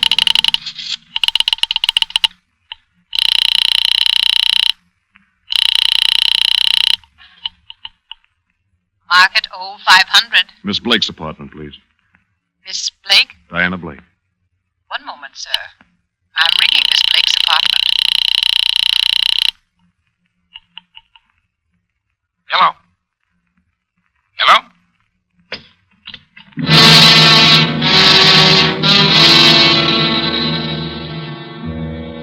Why should a man's voice answer in Diana's room? I went straight to the Park Row. The same clerk was on duty who had called me Mr. Melville the night before.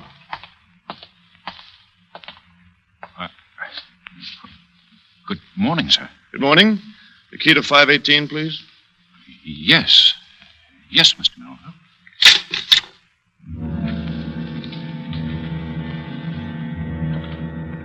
Why should he stare at me that way? Everything had gone according to plan.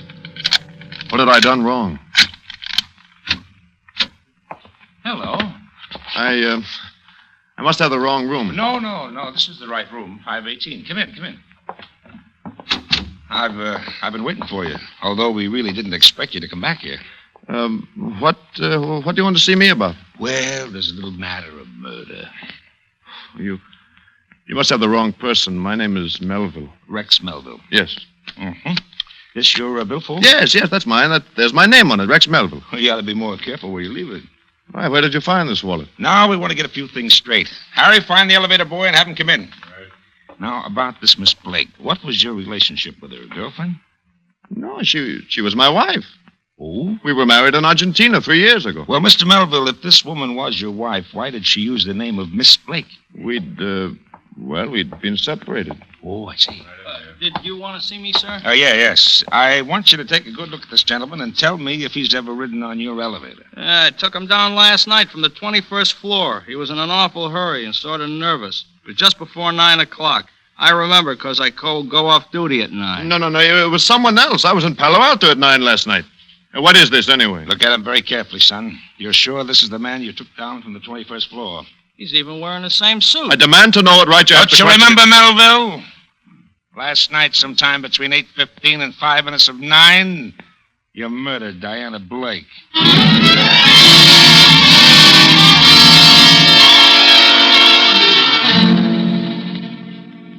I don't remember the next hour at all. But I heard myself saying, "There's another man. He looks exactly like me. He must have killed him." Oh, a sort of Mr. Hyde character? No, another person. Elevator boy, you saw us together in your car yesterday morning. I don't remember. Now, think. You asked if we were twins, and you said something about going to an eye doctor, remember? No, I don't remember. He's lying. Diana bribed him not to tell. Why should she have bribed him? Because I'm not Rex Melville. My name is David Sutherland. I live at 18016 Willow Road, Palo Alto. I didn't kill her, I tell you. I loved her. David Sutherland was killed last night in an airplane crash on Mount Hamilton. No, it was Melville who died. Sutherland radioed a flight planned at 9:55 for Los Angeles. He had a reservation at a Los Angeles hotel for last night. He never got there. I'm Sutherland. I jumped in a black parachute. Melville, the murderer, he's the one who died. Why are your fingerprints on every doorknob and every water faucet of Rex Melville's room in the hotel here? I didn't kill Diana Blake. I loved her. You've been separated from her for 3 years. You're the murderer. I'm a murderer, yes. I killed Rex Melville. But not Diana. I didn't kill Diana.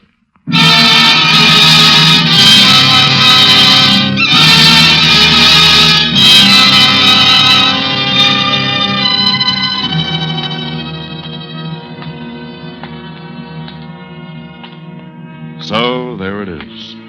Now you know what can happen when a man's name is severed from his body.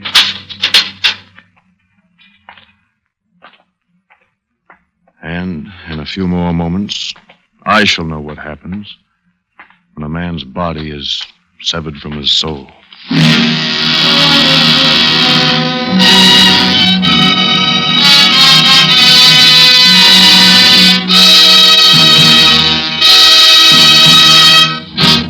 Suspense.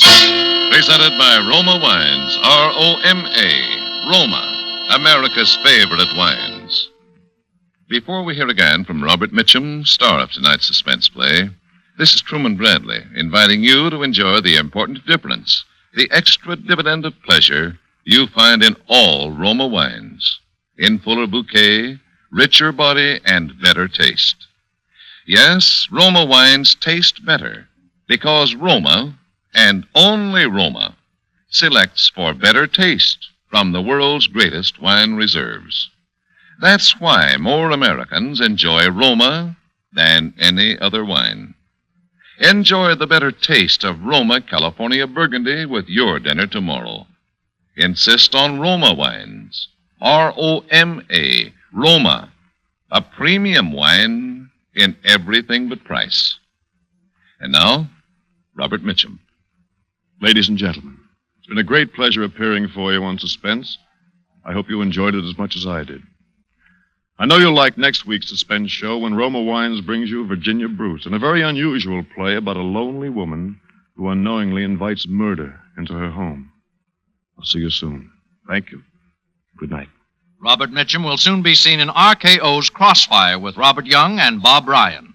Tonight's suspense story was written by Robert E. Lee and E. Jack Newman. Next Thursday, same time, you will hear Miss Virginia Bruce as star of Suspense. Produced and directed by William Spear for the Roma Wine Company of Fresno, California.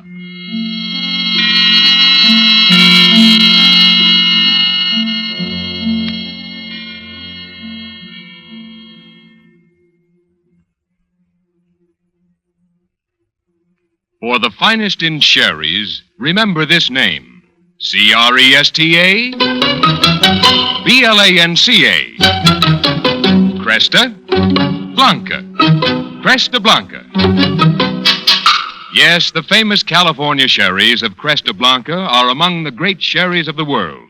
And Cresta Blanca has created a sherry for every occasion, for every taste. Ask your wine dealer. Discover the ideal Cresta Blanca sherry for you. Shenley's Cresta Blanca Wine Company, Livermore, California. Tune in again next Thursday, same time, for Suspense. This is CBS, the Columbia Broadcasting System. Broadcasting System. Broadcasting System. Broadcasting System. Broadcasting System. Broadcasting System. Broadcasting System. Broadcasting System. Broadcasting System. Broadcasting System. Broadcasting System. Broadcasting System. Broadcasting System. Broadcasting System. Broadcasting System. Broadcasting System. Broadcasting System. Broadcasting System.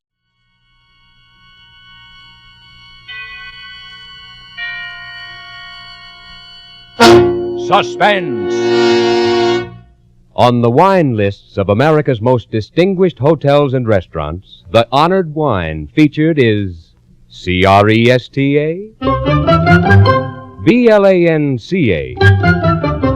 Cresta, Blanca, Cresta Blanca. Cresta Blanca. Yes, Cresta Blanca wines are featured in America's smartest dining places because these treasured wines are favorite selections of those who know fine cuvées. Let Cresta Blanca California wines lend gracious distinction to your dining, too. Enjoy delightful Cresta Blanca Burgundy, Sauterne, or any Cresta Blanca table wine soon. Shenley's Cresta Blanca Wine Company, Livermore, California. And now, Shenley brings you radio's outstanding theater of thrills, Suspense. Presented by Roma Wines. That's R-O-M-A. Roma Wines, for your everyday enjoyment. Tonight, Roma Wines of Fresno, California bring you Jerome Cowan in Mortmain, a suspense play produced, edited, and directed for Shenley by William Spear.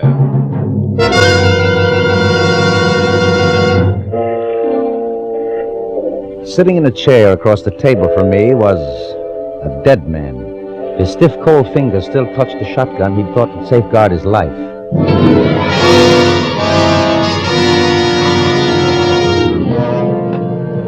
Police Chief Martin couldn't seem to sit still a minute. He kept pacing the floor behind me, back and forth, back and forth. We'd been waiting a couple of hours already for the coroner to arrive and examine Screed's body. Meanwhile, every cop in the city was out looking for George Perry, the obvious murderer. Where the devil was that coroner? You know, it's not the pleasantest thing in the world to sit around a dirty kitchen with nothing to do but stare into the face of a dead man and think. Think how it all started that day less than 3 years ago when George Perry, my law partner at the time, walked into our office and told me the good news. Sam, oh boy, congratulate me. What for? You're looking at the next district attorney. What? You? Yep, it's in the bag. I've just come from a talk with Harry Polk, and he told me that when the committee holds its meeting next month, they're going to nominate none other than yours truly. I see. And that's as good as election in this town. Yeah, but I thought... You thought you were going to get it, huh? I'm sorry, Sam. I just assumed you did get it, really. I didn't go looking for it, you know that, but they picked me for some reason. And what's the difference, Sam? What's good for me is good for you. We're partners, aren't we? And we'll stay partners. Oh, yes, of course. Congratulations, George. You don't really mind, do you, about the nomination? Oh, no, it doesn't matter. Well, I thought not. After all, my being the DA will bring the firm a lot of business, Sam. Well, I got to go tell Alice. She'll be tickled pink to hear the news. But keep it under your hat, Sam. It's not official until the committee meeting. I understand.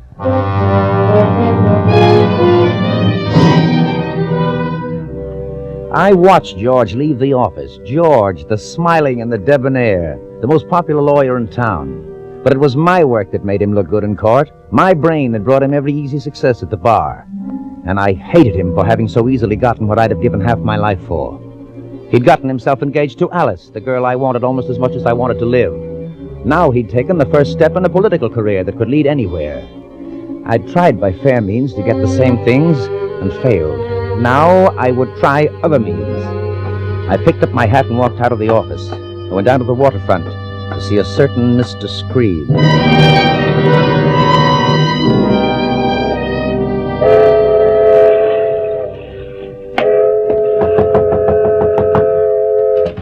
Yes. Oh, hello. Let me in quick. I don't want to be seen. Sure. Come in. Are you alone? I always am. It's Ain't quite right, is it, Mr. Boston? Coming to see the foreman on a case you're going to try tomorrow? I'm not going to try that case tomorrow. I know I picked the jury today, but I won't be at the trial. My partner will be trial counsel. Well, it still ain't right, it seems to me. Never mind that, Screed. I think you and I can get along. Always aim to get along. Not that I got rich at it, but I ain't complaining. Not too much. Listen, Screed, I know you're hard up. It ain't no secret. I guess everyone in the city knows that. I can put $10,000 in your way, Screed. Huh? Cash. 10,000? Hey, that case don't rate no 10,000. Why, you could buy the complaining witness for a tenth of that. I know. I'm not interested in the case as a case. But I am interested in your being the foreman of that jury. I don't get it. First, let's understand each other. I'm offering you $10,000 for certain services. Are you interested? You kidding? Why, for 10 grand, I'd just about commit murder. I thought I had the right man.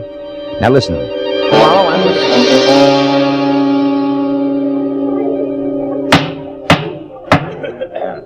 Hear ye, all persons having business before this honorable court of criminal sessions.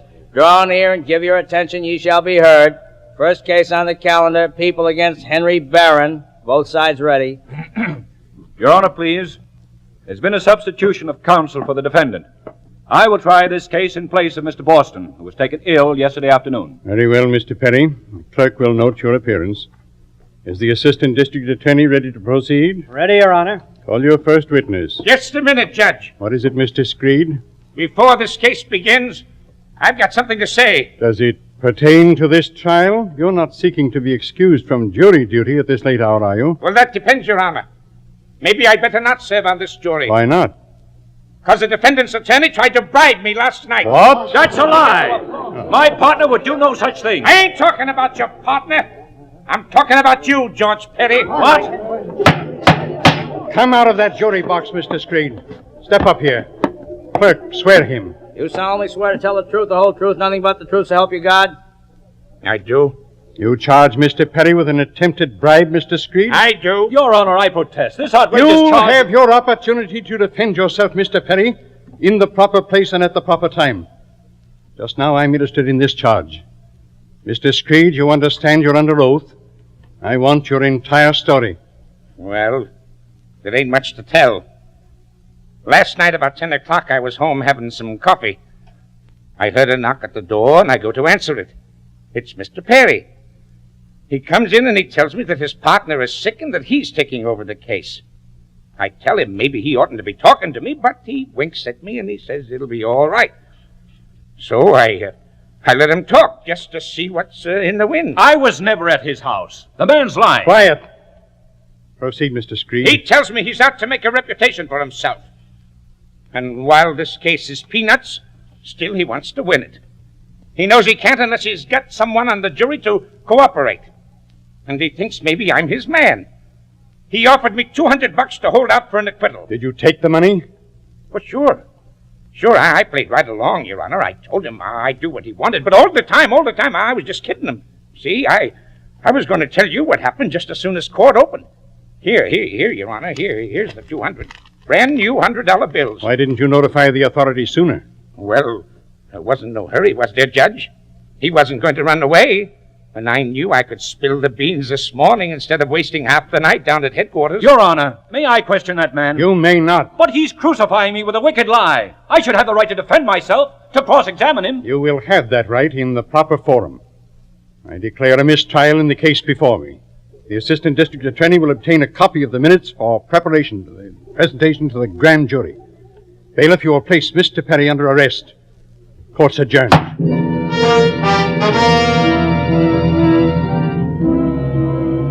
I showed the proper expected astonishment at the news. I expressed my sympathy in 100 different ways. I even arranged bail and took on my partner's defense personally. And when I spoke to George, already half broken under the strain, and to Alice, filled with worry and doubt, I was as calm and assured as a retired bank president. Why, it's as plain as the nose on your face, George. It's a political trick. The opposition somehow heard about your being the next DA and were out to spike you before you even got started. But who did it? You leave that to me. I'll get him, whoever he is, and when I do, the case will fall apart. Sam, I don't know what we'd do without you. You've been like the Rock of Gibraltar to both of us. If we didn't have you to turn to... You leave everything to Sam, Alice. He'll get your George out of this jam. I know the reason why. I know it, Sam. Darling, you see, everything will be all right. But we haven't gotten anywhere, Sam. Not a single clue to the man behind this. Something will turn up. We still have 3 weeks before the trial. Now, if you're innocent, George, you're not going to jail. If I'm innocent? There's no question of that in your mind, is there? Well, it doesn't really matter. You're going to beat this rap. Now, don't you worry. No, Sam, no, you can't believe it. You can't really think I tried to bribe him. You know me better than that, Sam. Sure, George, sure. I don't believe it. Now, I'm naturally going to give my full time to getting up your defense, and Alice can help me. Oh, Sam, I don't know how to thank you for standing by us. I'll never forget this. Never. Well, you'd do the same for me, wouldn't you? All right, now, you two, don't worry. You've got an awfully good lawyer, you know.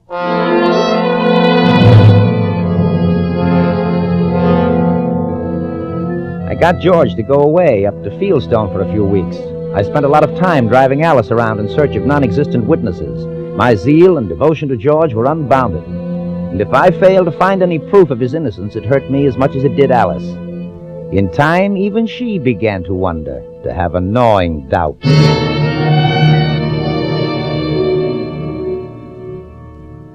Doesn't look good, does it? No, not too good.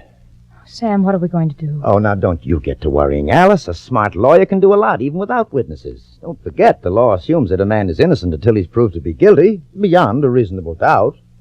Sam, I've never asked you this. I've always wanted to go on thinking that George was innocent. But I must know. Did he do it?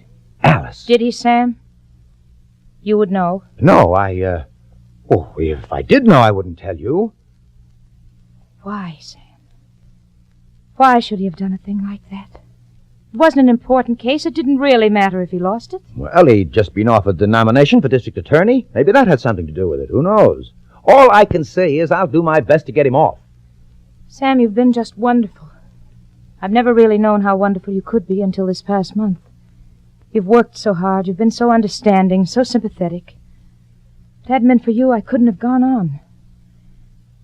No matter how this turns out, I want you to know I'll always be grateful. Thanks, Alice.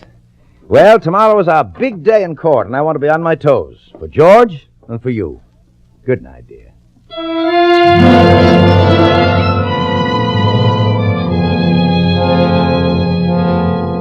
I was brilliant in court that day. Every legal dodge, every technicality that the law allowed, I made use of. From the last spectator in the last crowded row to the judge on the bench. They all knew that I was putting up the greatest legal fight they'd ever witnessed.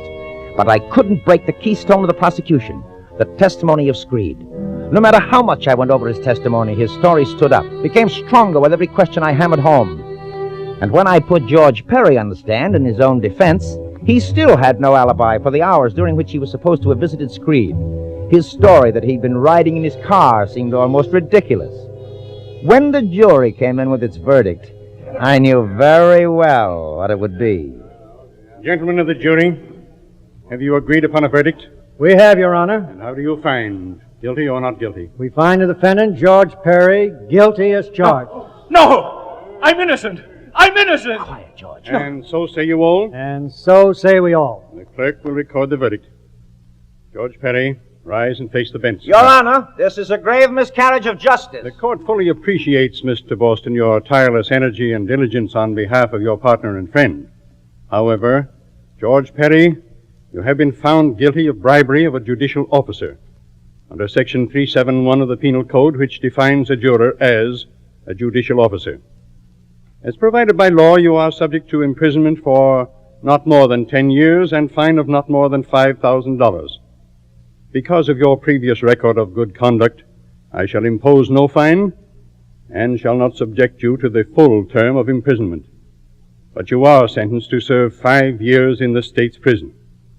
You're remanded to the custody of the warden of such prison at once.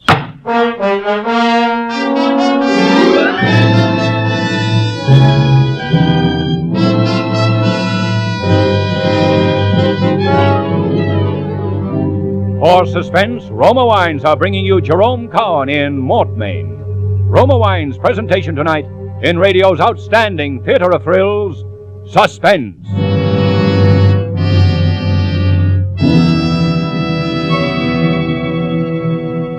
Suspense, radio's outstanding theater of thrills, is being brought to you by Roma. That's R-O-M-A. Roma Wines, America's largest selling wines.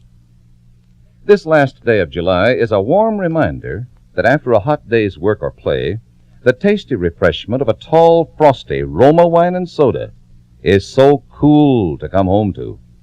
Yes, Roma wine and soda gives you quick, thirst-quenching pleasure on the hottest day. A cooling treat that your family and friends will cheer to the echo. To prepare, simply half-fill glasses with robust Roma California Burgundy, or delicate Roma Sauterne, or any Roma wine. Fill with ice and sparkling water, sweeten to taste. In less time than it takes to tell, you're enjoying America's smartest summer drink. For delicious, low-cost refreshment or entertainment, enjoy Roma wine and soda, made with better-tasting Roma wine, America's favorite wine. And now, Roma Wines bring back to our Hollywood soundstage Jerome Cowan as Sam Boston in Mortmain, a play well calculated to keep you in suspense.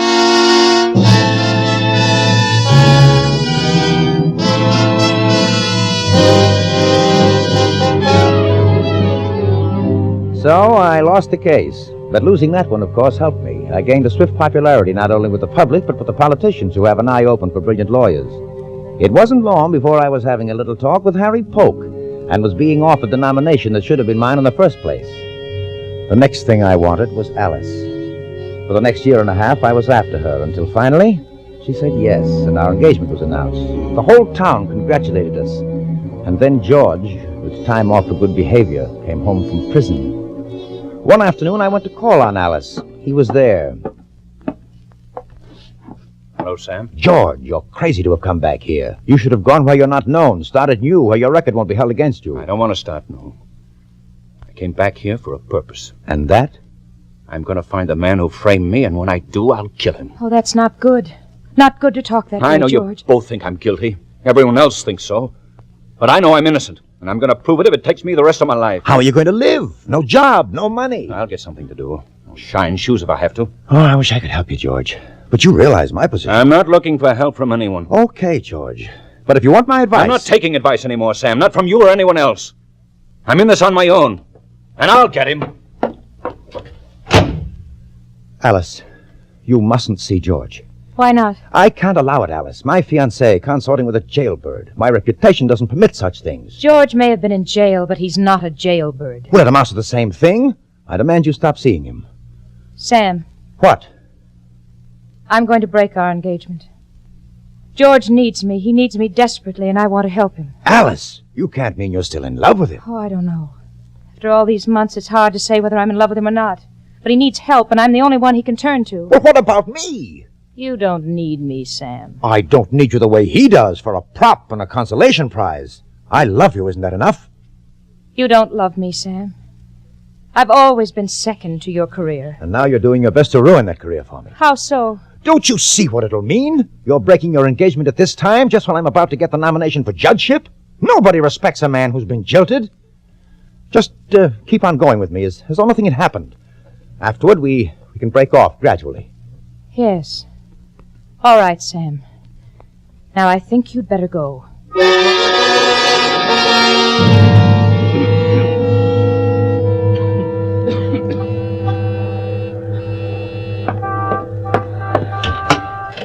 Evening, Mr. Prosecutor. Come in.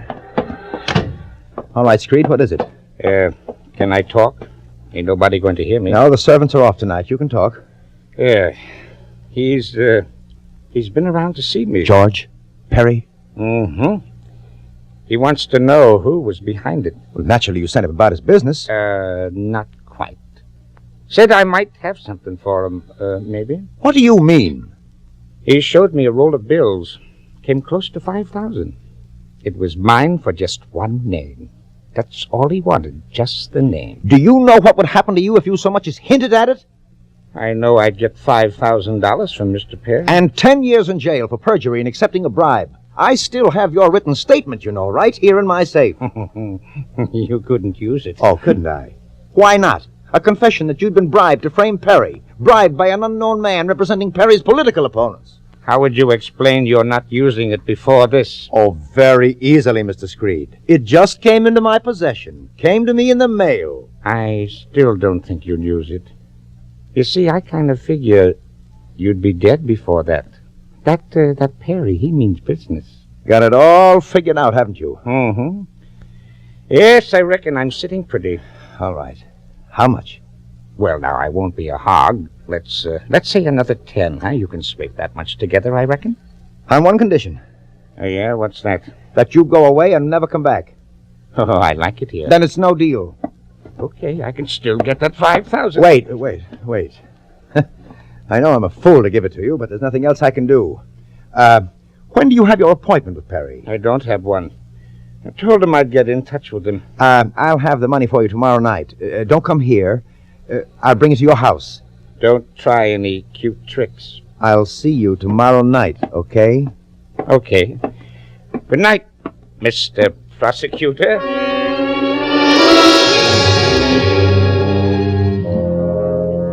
After he left, I wore the rug in my library while I thought about it.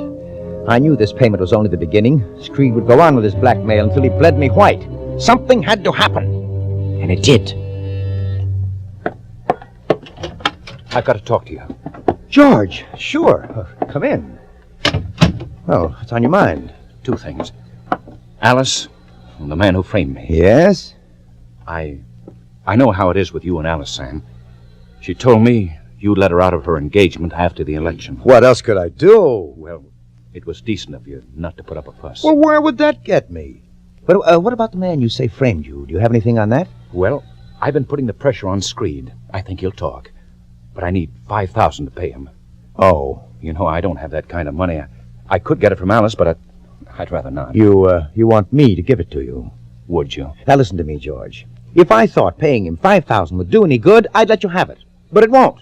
He'll just take your money and give you a runaround. But, Sam, if... Let me finish. You know what would happen to him if you shot off his mouth? He'd be killed. He knows that, too. He's not going to talk for $5,000 or $50,000. Forget it, George. Maybe you're right, Sam. I just thought... I know you're willing to grab at any straw. And there's another thing. Your loose talk about killing the man who framed you. The police know about it, and if it weren't for me, you would have been picked up. I understand you've gone and bought yourself a gun. Yes, I did. Give it to me. I'll turn it in. All right, Sam. Here it is. Just put it on the desk. Now, you follow my advice. Get out of town. Leave as soon as you can. Oh, I've been a fool. Sam, someone promised me a job out on the coast. I'll go tomorrow night. Alice can follow me after election. And, Sam, thanks. Thanks for pounding some sense into my head. Oh, you know how I feel about you, George. Yes, I know. And I wish you every success in the election, Sam. I know you'll make a good judge. Goodbye, George. And luck to you. You'll need it.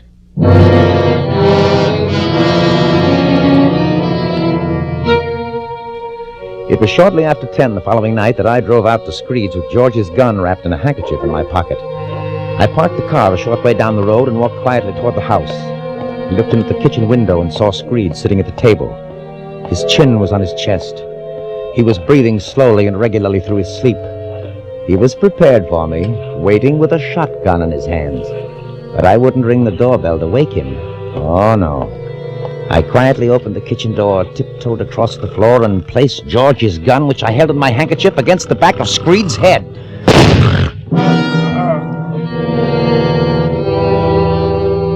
His head bobbed forward, and that was all. His body didn't move. His finger remained motionless on the cocked trigger of the shotgun resting on the table. Well, that was that. Two birds with one stone. Screed dead, George Perry the obvious murderer. I dropped the revolver on the floor and went out. And when I got home, I phoned Chief Martin. He said... What's on your mind, Sam? Martin, I'm worried. George Perry has been over at my house making all sorts of wild threats about killing the man who testified against him. I wish you'd send someone out there and get the old man to take precautions. Sure, Mr. Boston. I'll do that right away. I heard about Perry's talking wild. Maybe I ought to lock him up just to be on the safe side. Oh, I don't think you can. Not enough to hold him. But it might be a good idea to give Screed a bodyguard until I can have another talk with Perry. I'll tend to it right away.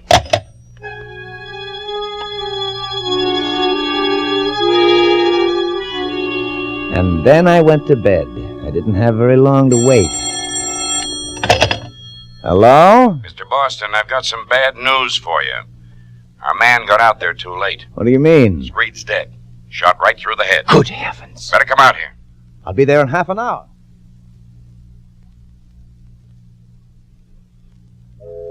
Perry sneaked up on him and shot him. Screed must have been tipped off that Perry was out to get him.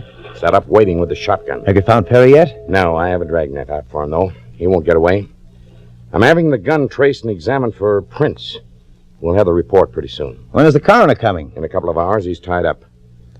But you don't have to wait. I may as well while I'm here.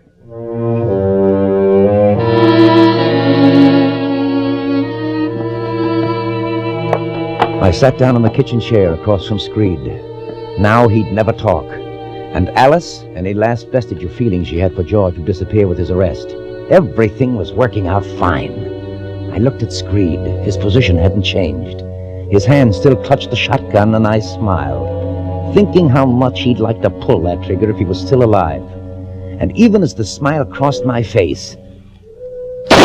Oh! Mr. Boston! Mr. Boston! Oh, my gosh, what's happened? The gun went off. My chest. Hey, what's the matter here? Let's have a look. Oh, my. Give it to me straight, Doc. Will I live or won't I? A couple of hours, more or less. You're certain? I'm sorry, Mr. Boston. Okay, I've got something to say. Get a stenographer. Take it all down.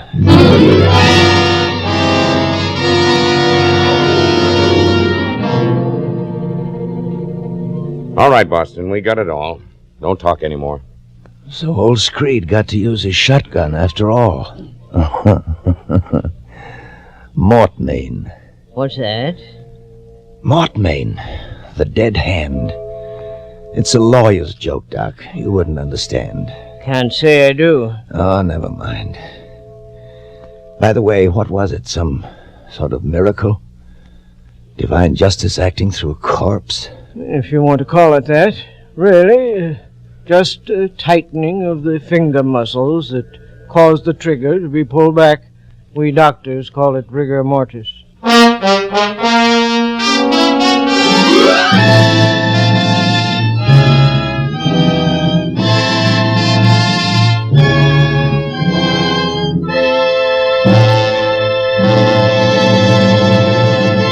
Suspense!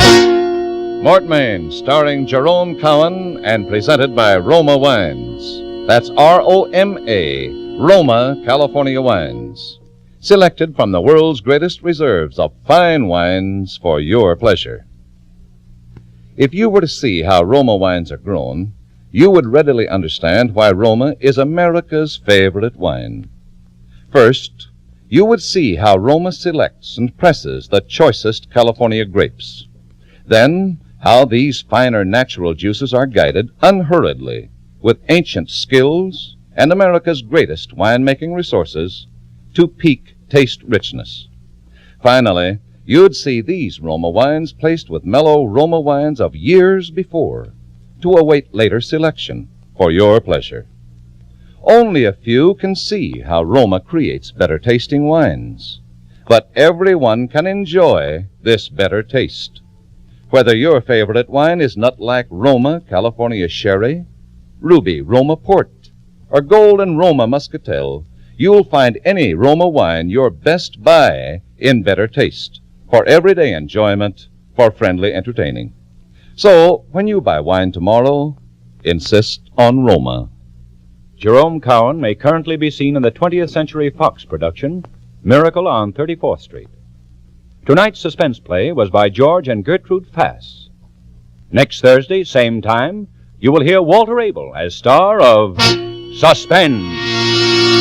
Produced and directed by William Spear for the Roma Wine Company of Fresno, California.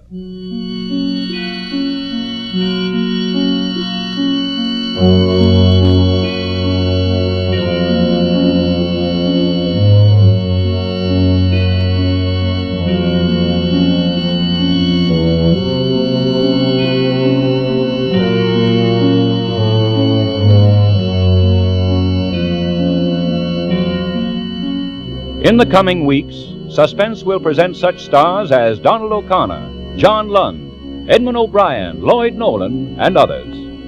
Make it a point to listen each Thursday to Suspense, radio's outstanding theater of thrills.